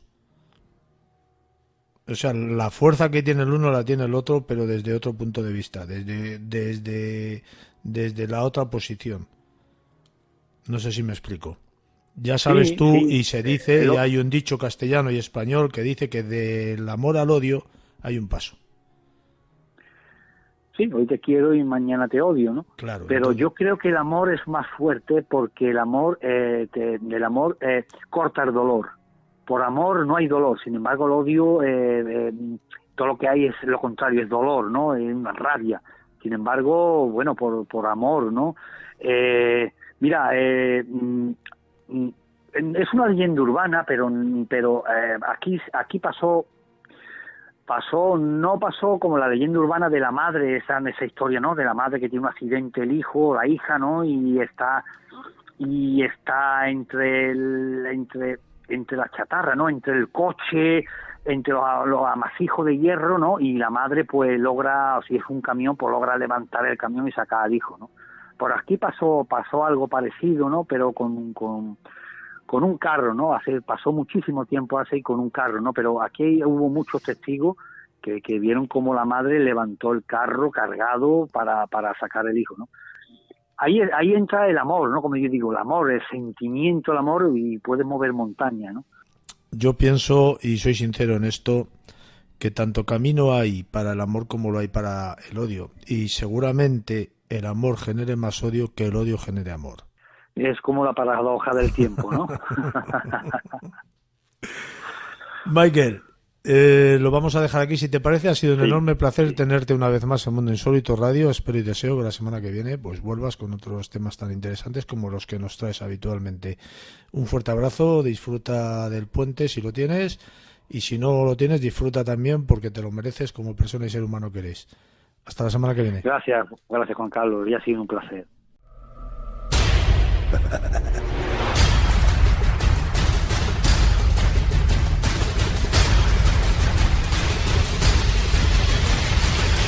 Mundo. Luis Pisu, buenas noches y bienvenido a Mundo Insólito una vez más. Hola, buenas noches Juan Carlos y los oyentes, ¿qué tal? Muchísimas gracias por la invitación. Tierra plana, Luis. Ya de entrada sí que te puedo decir que, por ejemplo, me asombra que un dato muy importante, parece una tontería, pero no, la iconografía, ¿no? Esos iconos que se utilizan para dibujar, ¿no? Cómo sería una tierra plana en un universo como el que tenemos. Y entonces salen en muchos dibujos, es lenteja flotando en el espacio, ¿no? Y no se aproxima absolutamente en nada a lo que nosotros estamos diciendo. O sea, eso sería la iconografía de risa. La pregunta es, Luis, perdóname que te corte, sobre lo que estás hablando, ¿no? Has puesto un ejemplo bastante bueno, me parece a mí, sobre lo que se puede considerar un planeta como la Tierra, que su superficie sea plana. Evidentemente, si es con la formación de una lenteja, podría ser ovoidal, muy plana, y por debajo también se podría vivir, suponiendo que existiera arriba y abajo. O llegas al final como se creía antes y te caías en un precipicio. Ten en cuenta una cosa, que si nos vamos a la ciencia estricta, pura y dura, entre ellos mismos no saben qué forma tiene nuestra Tierra exactamente, porque en las fotos de la NASA sale una esfera perfecta. Luego tienes a científicos que dicen que es en forma de pera, y luego que es un geoide oblato. O sea, que tampoco se dibuja muy bien, ¿no? Desde la ciencia que es la Tierra. Entonces, supuestamente, si la Tierra es plana, ¿podríamos viajar alrededor de ella? La circunnavegación también podría ser que ha dado la vuelta en círculos alrededor de un disco, ¿no? Teniendo en cuenta que han estado orientándose al polo magnético de la Tierra, al norte. Luego, entonces, ahí tenemos una prueba de que lo que es la circunnavegación puede ser completamente haciendo el círculo en plano y estarías dándole vueltas a un círculo creyendo que estás en una esfera. Eso es una de las posibles explicaciones. En cuanto a la forma exacta o de la Tierra, el terraplanismo no la puede definir del todo. Nosotros estamos investigando lo que es la superficie del planeta, ¿no? Los límites del planeta, lo que hay arriba, pero nunca hemos dicho qué es lo que supuestamente sostiene todo esto. Y, por supuesto, tampoco hablamos nunca de que la Tierra esté en el espacio flotando. Creo que esto debería de quedarse bastante claro para la gente que se quiere un poco introducir en este tema. Si no está flotando en el espacio, ¿cómo está incluida en él? Esto es un gran dilema que yo creo que ya pertenece un poco más casi a la metafísica, ¿no? En fin, quiero decirte que el planteamiento de lo que es la iconografía de la Tierra plana no está claro, y muchas veces se cree que es un disco volando por el espacio, y nada de eso es de lo que estamos hablando. No se trata de eso. Es un problema muchísimo más complejo. ¿Esta teoría de la Tierra plana rompe radicalmente con la teoría de la gravitación universal? Sí, por supuesto. Claro, evidentemente, la gravedad no sería la que nosotros conocemos actualmente, sino que sería todo un proceso de densidades, pesos, flotabilidad, etcétera, ¿no? Quiero decir que hasta ese punto la gravedad, no sabemos a qué gravedad cogernos, ¿no? En la ciencia actual, si la de Newton o la de Einstein. Entonces, a partir de ahí, todas las fuerzas que nosotros suponemos que son las que dan la mecánica celeste están basadas en esa gravedad. Pero, sin embargo, esa gravedad tiene muchísimos errores de interpretación, puesto que las órbitas elípticas, por ejemplo, pues con la mecánica desde aquí, desde Tierra, es posible, pero quizás en laboratorio nunca se ha podido demostrar que un cuerpo, por su atracción, mantenga en órbita a otro y flotando. Solamente se ha podido actuar de esa manera en laboratorio cuando se ha utilizado el magnetismo. Si lanzáramos un objeto al cielo y lo dejáramos caer en cualquier punto de la Tierra, la fuerza de gravitación terrestre sería la misma, la aceleración en el descenso sería la misma. A ver, eso es una constante. El 9,8 metros por segundo de la fuerza de atracción es una constante y es real. En eso estamos completamente de acuerdo, ¿no? Uh-huh. Pero eso no quita que esa constante tenga que ver algo con que algo nos atrae a Tierra, ¿no? Y que en este caso, según la ciencia, sería el núcleo de la Tierra, cosa que tampoco está demostrada, puesto que no se ha podido profundizar en la Tierra más de 12 kilómetros, ¿no? Que es el famoso Pozo Kola, ¿no? El famoso Pozo Kola en Rusia, que intentaron hacer una excavación lo más profunda posible y solamente pudieron llegar hasta los 12 kilómetros. Allí donde se hablaba de los sonidos del infierno, ¿no? Dices. Sí, exacto, que forma parte un poco de la leyenda, quizás. Sí. Pero o quizás del velo que han puesto por delante para tapar un poco el que no se puede profundizar más de 12 kilómetros porque no tenemos tecnología suficiente para perforar esa piedra tan dura. Alguien empezando por ahí, ¿no? Alguien me dijo una vez, dice, si es verdad que estamos cerca del Sol, ¿por qué cuando vas subiendo un monte, en vez de tener más calor, tienes más frío? Bueno, pero eso directamente... sí, es una buena pregunta, evidentemente, Juan Carlos. Sí, yo sé que ahí es como el efecto Coriolis, ¿no? Que ahora hablaremos de él. Pero, a ver, mira, el frío y el calor, las estaciones se producen también por varias causas. Y una de ellas son los vientos. Los vientos han sido una constante universal y todos los marineros han sabido siempre dominar los vientos y han sabido hasta incluso orientarse, porque ellos sabían que en tal época del año los vientos del norte corrían con una velocidad constante, etcétera, etcétera, etcétera, ¿no? En el caso de que tú estás diciendo de subiendo una montaña, evidentemente, te diría yo ahora mismo, entonces, ¿por qué cuando un globo estratosférico de helio con una cámara sale a 35 kilómetros máximo, ¿no? De 35.000 metros de altitud, y sus marcadores marcan 0 grados, ¿cómo es posible que saliendo de la atmósfera terrestre tengas más frío? Y luego, supuestamente, a medida que va subiendo en grados, hasta los 1.500 grados, cosa que encima derretiría completamente cualquier nave espacial que saliera, ¿no? O sea, ahí ya tenemos también otro punto de contradicción, puesto que las naves espaciales utilizan aluminios, hierros y otros materiales que tienen un punto de fusión, ¿no? En este caso, pues el aluminio creo que llega a los 700 y pico grados cuando se funde, ¿no? Y justamente y curiosamente tenemos todas las naves espaciales con aluminio.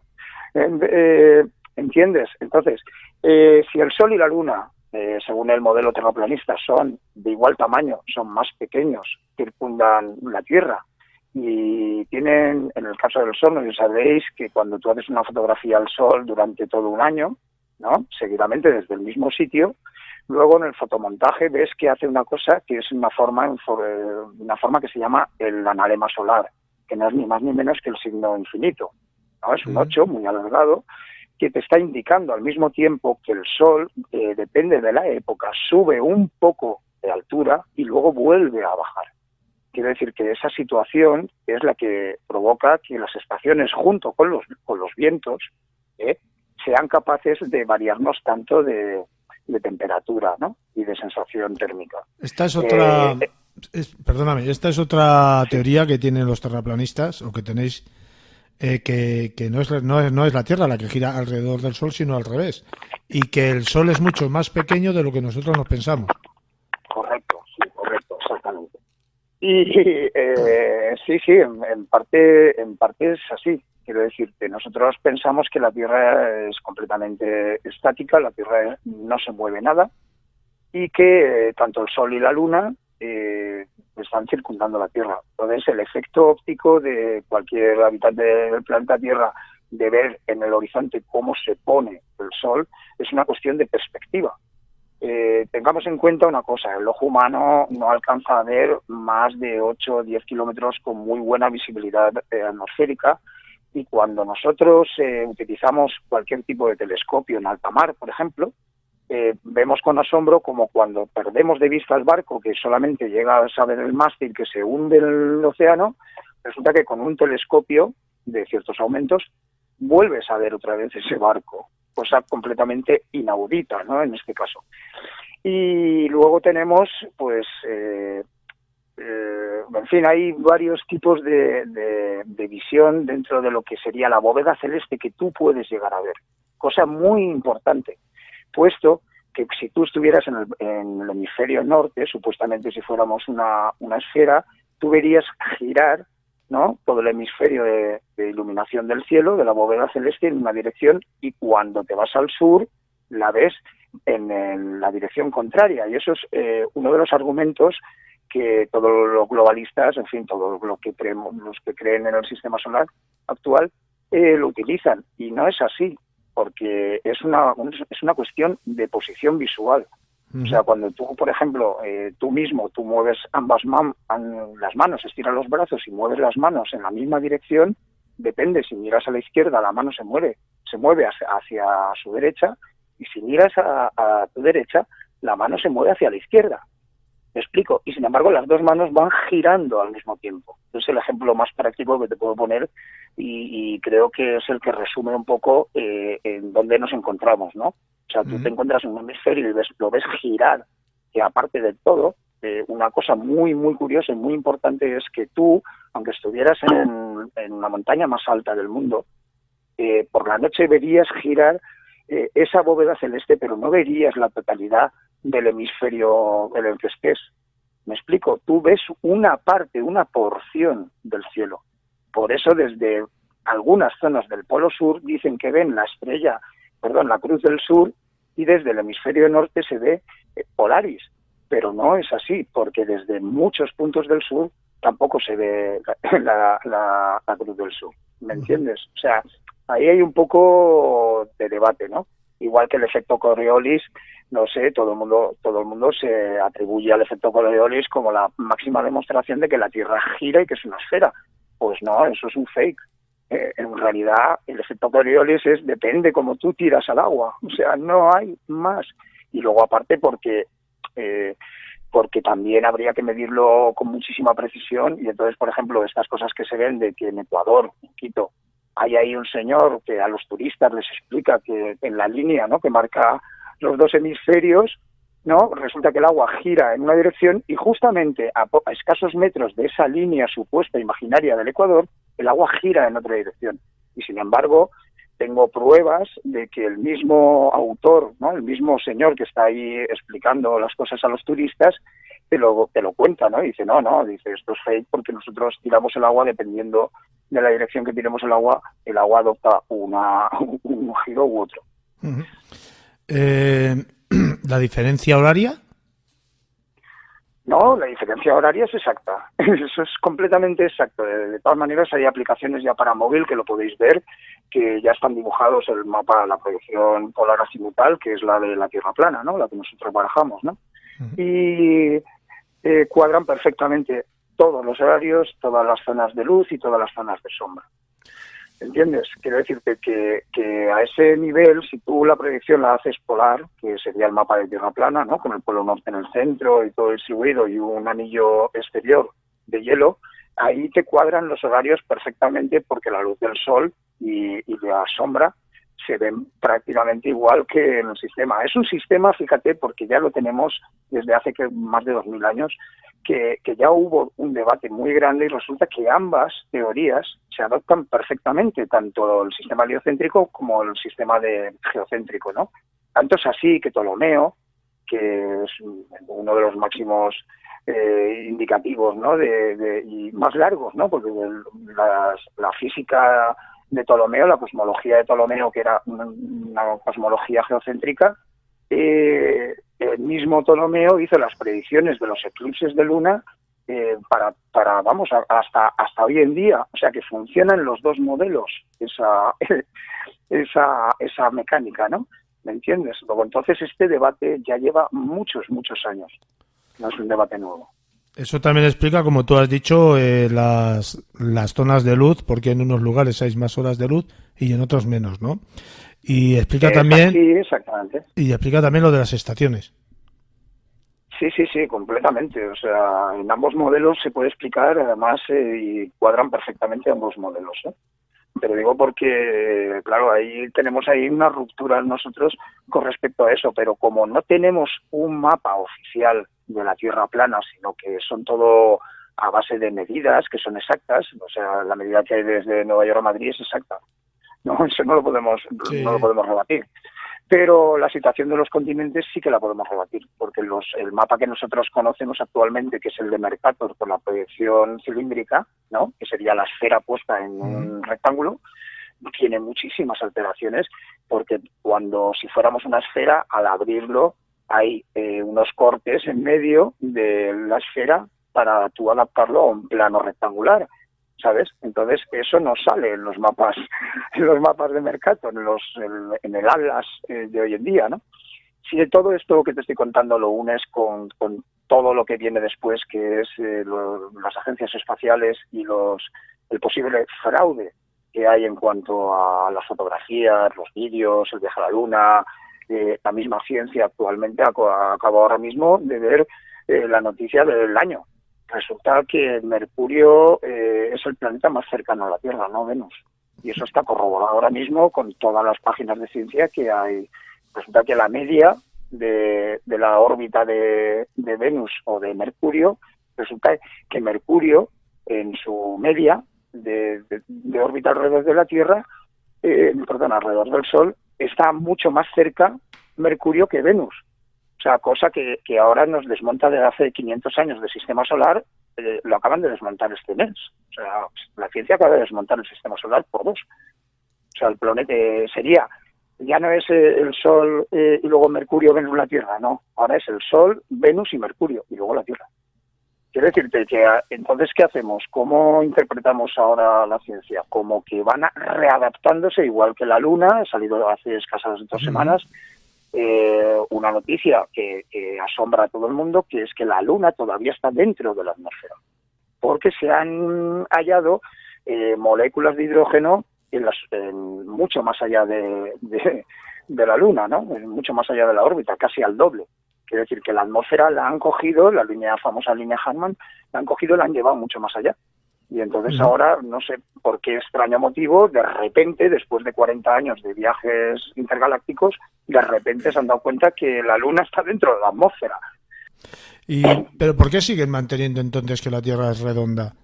Si muchas de estas cosas que tú estás mencionando, que están certificadas científicamente hablando y ratificadas por los mismos científicos que demuestran otra cosa, ¿por qué siguen manteniendo que es redonda? A ver, mira, ahí yo tengo mi propia teoría, ¿no? Que la comparten muchos compañeros y quizás parezca asombrosa, pero tiene mucho que ver con lo que te he contado antes de lo de los mapas. Quizás la Tierra, si intervenimos un poco en lo que es las escrituras, tanto bíblicas como de muchas religiones, resulta que en esas escrituras sale que la Tierra tiene unos territorios que son unos paraísos, ¿no? Como en la Biblia, por ejemplo, que había una tierra prometida para unos elegidos. Bueno, partiendo de esa premisa, viendo los mapas antiguos, viendo que más de 20 cartógrafos coincidían en la forma y en el tamaño, más o menos, y en las formas de los continentes y en la posición de los continentes en una tierra plana, estática, ¿vale?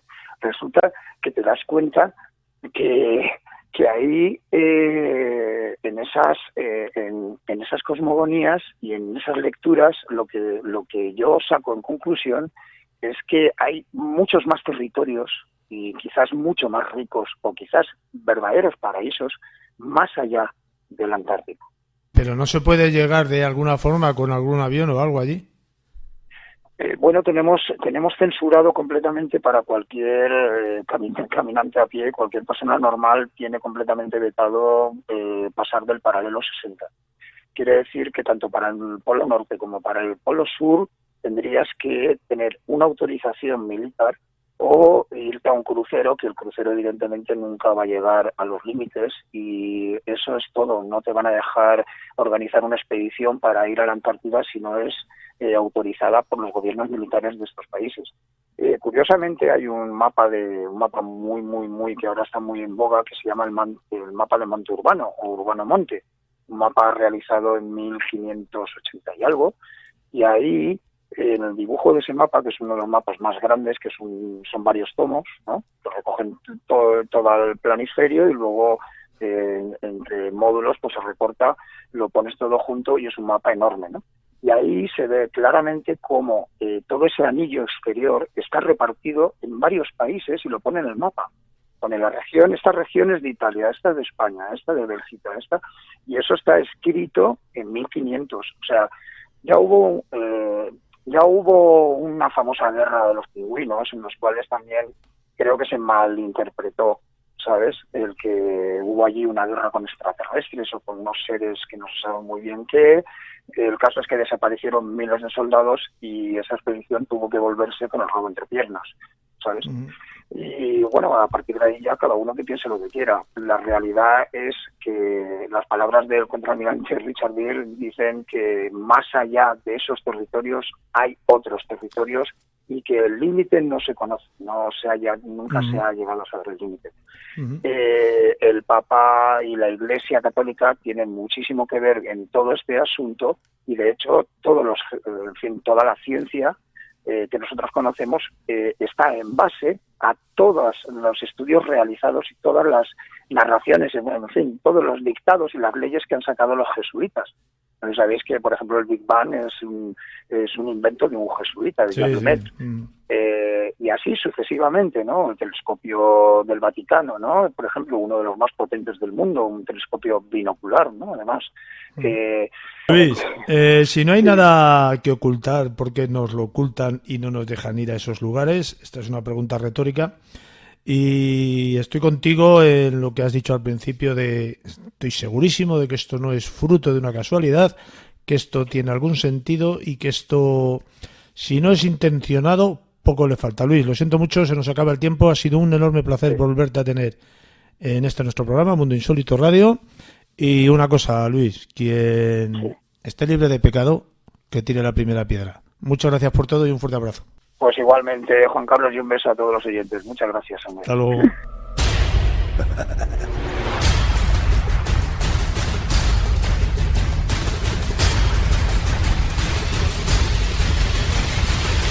Mundo. Noli Encina Padilla, ¿qué tal? ¿Cómo estamos? Hola, buenas noches, muy bien, encantada de estar en tu programa. Antes de empezar con el tema, ¿qué te parece? Porque es la primera vez que participáis en Mundo Insólito Radio. ¿Qué te parece si nos explicas a los oyentes qué es el grupo vuestro y a qué os dedicáis? Vale, mira, mi grupo de investigación, ELA, nos dedicamos pues a ir donde hay sitios con misterio, casas encantadas, o casas que tienen algún problema para hacerle limpiezas energéticas y todo eso. Bueno, yo te voy a felicitar porque hace pocos días ha sido tus años, no voy a decir tu edad. Por lo tanto, muchísimas felicidades. Y el tema que nos trae, pues yo creo que tiene mucho que ver con lo que vuestro grupo se dedica, ¿no? Que es a investigar lugares encantados o casas encantadas, como tú has dicho. Pero además hacéis limpiezas energéticas de esos lugares, ¿no? ¿En qué consiste o cómo se hace una limpieza energética de un lugar? Pues mira, nosotros llevamos, por ejemplo, varios aparatos para cerciorarnos primero que hay ahí algún espíritu o ente que no se quiere ir, ¿no? Entonces, pues llevamos unos aparatos que se llaman Meter, la Spirit Box, para hacer grabaciones, todo esto, ¿no? Entonces, cuando una vez vemos que sí, que hay algo, entonces nosotros vamos siempre muy bien protegidos. Decimos una oración, nos recomendamos a varios santos y arcángeles y entonces pues quemamos una serie de inciensos, de agua bendita y todo eso. O sea, primero vais al lugar, evidentemente investigáis, lleváis los aparatos de costumbre más o menos y a través de esta investigación llegáis a la conclusión de que el lugar pues tiene una energía negativa, ¿no? Exacto. Luego procedéis a la limpieza del lugar y para ello tú has dicho que os protegéis. Primero decís una oración y luego pues no sé si quemáis incienso y qué más cosas hacéis. Quemamos incienso, romero, palo santo, todo esto. Y le ayudamos, con nuestras energías y tal, le ayudamos para que se vaya a la luz, para que busque la luz. Y bueno, normalmente sí que da resultado. El sábado, por ejemplo, sin ir más lejos, nos avisaron de una casa que le estaban pasando cosas. Y bueno, y fue algo alucinante porque era un espíritu burlón que además nos decía que allí era feliz, que no se quería ir. Y cuando le decíamos que se fuera empezaba a reírse, pero una risa extraña. O sea, era algo... Y bueno, como también ponemos detectores de presencias, que es algo que cuando pasa alguien pita, pues estaba todo el rato jugando. Teníamos 4 detectores y de uno se iba a otro. Has dicho que os llamaron de una casa, por lo tanto fuisteis a una casa habitada. Están en obras para habitarla, sí, es una pareja joven que la ha comprado para vivir ahí y resulta de que estaban haciendo obra y ya empezaban a pasarle cosas. Y entonces pues nos avisaron para ver si podíamos ir o a ver lo que había. Y sí, además nos dijo su nombre, ya no recuerdo qué nombre nos dijo, y decía que allí era feliz y que era su casa. Has dicho espíritu burlón. ¿Cómo tenéis vosotros catalogados o calificados a los espíritus? Pues mira, hay algunos que porque haya pasado alguna desgracia, una muerte violenta, se quedan porque no saben que han muerto y entonces se quedan ahí. Y bueno, lo hemos sabido porque nos ha pasado de ir a casas y decirnos que qué hacíamos allí, que quién éramos nosotros, que por qué estábamos en su casa. Y entonces le hemos dicho, es que no sabéis que estáis muertos. Y nos han dicho, no, yo no estoy muerto. O sea, entonces o mueren y no se dan cuenta de que han muerto, porque a lo mejor ha sido una muerte repentina, y se quedan ahí. Otras veces es porque están tan a gusto en ese sitio que no lo quieren abandonar. Entonces empezamos a hablar con ellos, le ayudamos y le decimos que hay alguien más, que si antes de ellos había partido pues algún familiar, y entonces le hacemos ver que se pueden ir con ellos, ¿no? Y bueno, de momento sí que hemos tenido resultados que se hayan ido. Has definido a unos como espíritus de tipo burlón, en realidad no son dañinos, ¿no? Simplemente se lo pasan bomba, por así decirlo. ¿Hay algunos que sean negativos, que vayan realmente a hacer daño? Sí, luego están, sí, los que son más demoníacos, o incluso que en la vida, en su vida ya eran gente borde, gente mala o asesinos y bueno, y aunque hayan muerto siguen siendo así. ¿A estos también les ayudáis a pasar al otro lado? Sí, lo que pasa es que esos son mucho más difíciles. Ahí sí que tenemos que ir mucho más veces, cuesta más. ¿Qué síntomas puede encontrar una familia en su casa? ¿No? ¿Qué casos pueden pasar en su casa? ¿Qué situaciones pueden vivir para determinar o decidirse a llamar a un grupo de investigación como el vuestro diciendo que su casa está encantada? Pues, por ejemplo, le encienden las luces o se las apagan, mueven cosas, arrastran muebles, hacen ruido. Tú ves que dejas un vaso, por ejemplo, encima de la mesa del comedor, te giras y o te la han tirado contra el suelo, la han roto o ha desaparecido. Y que, no sé, por ejemplo, yo recuerdo que hablé con una medium una vez y me dijo que una forma de saber que tienes energías negativas dentro de un lugar es poner un vaso de agua con sal. Sí, detrás de la puerta, sí. ¿Detrás de la puerta o creo que me dijo debajo de la cabecera de la cama, si no recuerdo mal? También, sí, también puede ser. Y que sí. si el agua se secaba, se evaporaba y la sal no sé qué forma cogía o se ponía negra, o no me acuerdo muy bien lo que me dijo, que significaba que tenías un ente negativo en esa casa. Sí, el agua se queda oscura, sí. Hay otra, bueno, también otro me dijo una vez que si ponías un vaso de agua y se llenaba todo de burbujas, que también era un síntoma de que podía haber un ente negativo en esa casa. ¿Hay algunas otras formas para determinar que tu casa tiene un ente negativo? Pues es que es eso, es lo del agua, pero más que nada se nota muchísimo por las cosas que te pasan. Aparte, tú a lo mejor puedes de repente entrar a tu casa, que siempre has estado a gusto y bien, y encontrarte cansado o de mal humor, o cambiar tu manera de sentir, ¿sabes?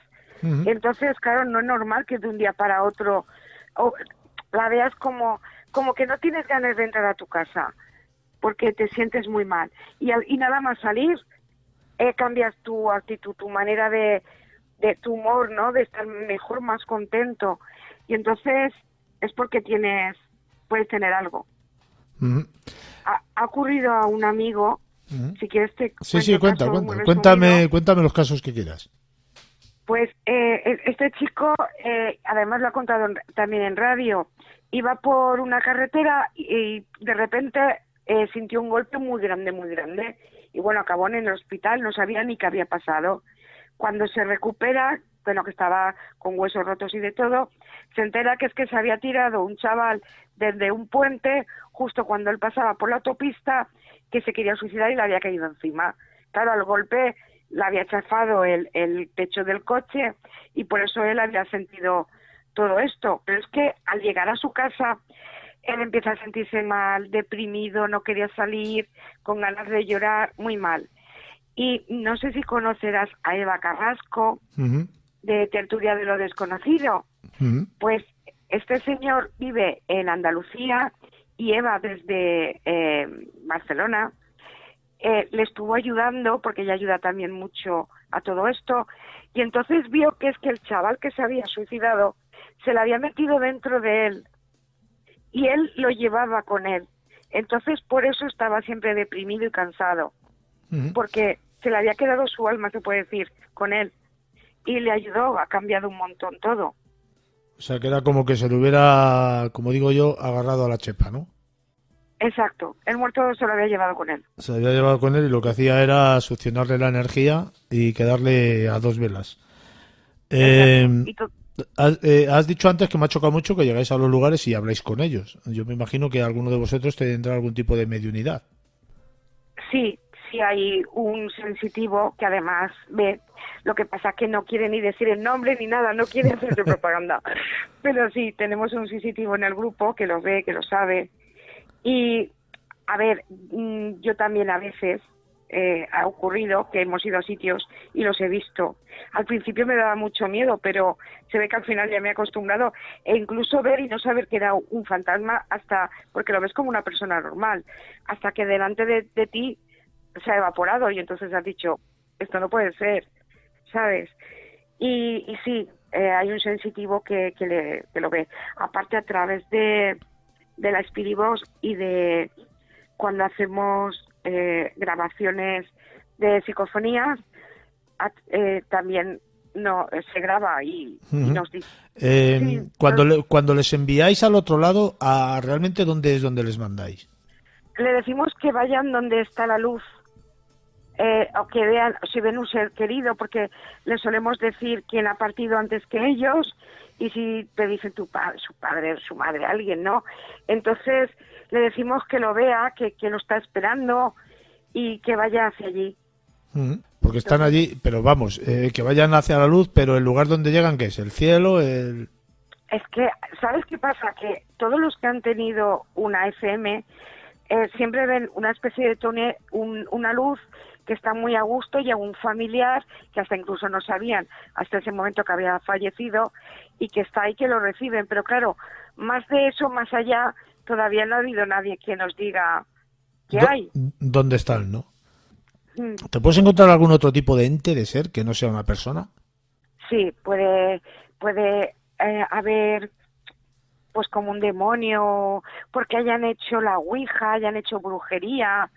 Hay sitios que tienen muy malas energías porque han abierto puertas que luego no han cerrado.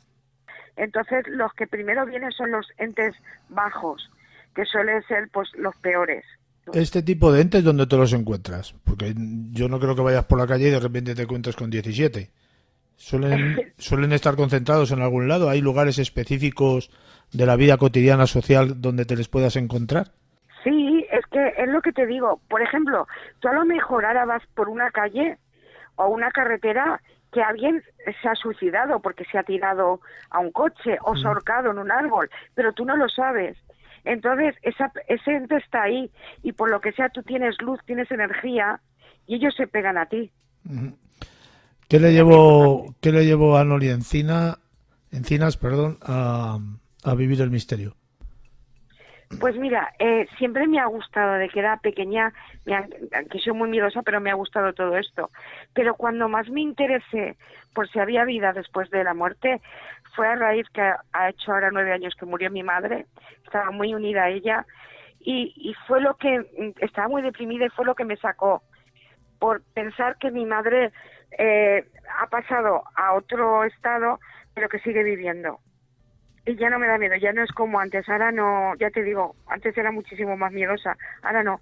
Es como que luego también me ha pasado cosas con respecto de que me ha hablado, de mi madre y eso, ¿no?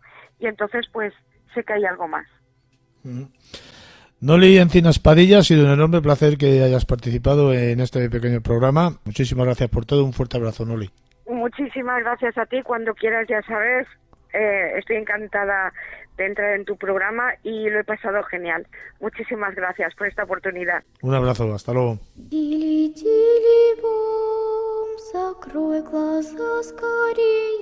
Hola amigos de Mundo Insólito. Cuando tenemos que enfrentarnos a trámites como juicios, herencias, papeleos, etc., pueden surgir bloqueos y dudas en nuestra mente. Estos trámites conllevan gastos económicos y desgastes de energía que nos afectan. Hoy os traigo un ritual que nos va a ayudar en esas situaciones complicadas y difíciles que conllevan los trámites o herencias, y sobre todo a ganar ese juicio legal que nos preocupa. Aquellas situaciones relacionadas con despidos laborales, para obtener pensiones o indemnizaciones, para resolver un juicio por divorcio y otros procesos legales. Este ritual podemos realizarlo para nosotros o para otras personas que pretendamos ayudar. Los elementos que vamos a necesitar son 200 gramos de harina de trigo, 200 gramos de miel de espino, una hoja de papel blanco, una cucharada de aceite de oliva virgen, 250 mililitros de alcohol de 96 grados y una vela de tamaño mediano, color amarilla, verde o dorada, colores vinculados al éxito legal. Si no la puedes conseguir de estos colores, puedes usar una que sea de color blanca. La miel de espino la podéis encontrar en establecimientos o herbolarios específicos. Es una miel pura sin impurezas, ya que las abejas La producen de hojas de naranjas y de matas blancas al comienzo del verano. Por ello tiene un sabor muy agradable y algo amargo. La podéis distinguir del resto por su color oscuro y su especial viscosidad. Es importante que elijamos el día adecuado, el día que nos sintamos fuertes y positivos. Tenemos que mentalizarnos de forma positiva y pensar que el asunto que nos ocupa está ganado. Podéis hacer este ritual cualquier día de la semana, con la luna creciente o en cuarto creciente. Procederemos de la siguiente manera. Mezclaremos la harina, la miel de espino, el aceite y el alcohol en un recipiente de barro, de cerámica o metal. Es importante que este recipiente no sea de plástico. Una vez colocados los ingredientes, encenderemos la vela con una cerilla de madera. Esta luz es la que iluminará nuestra petición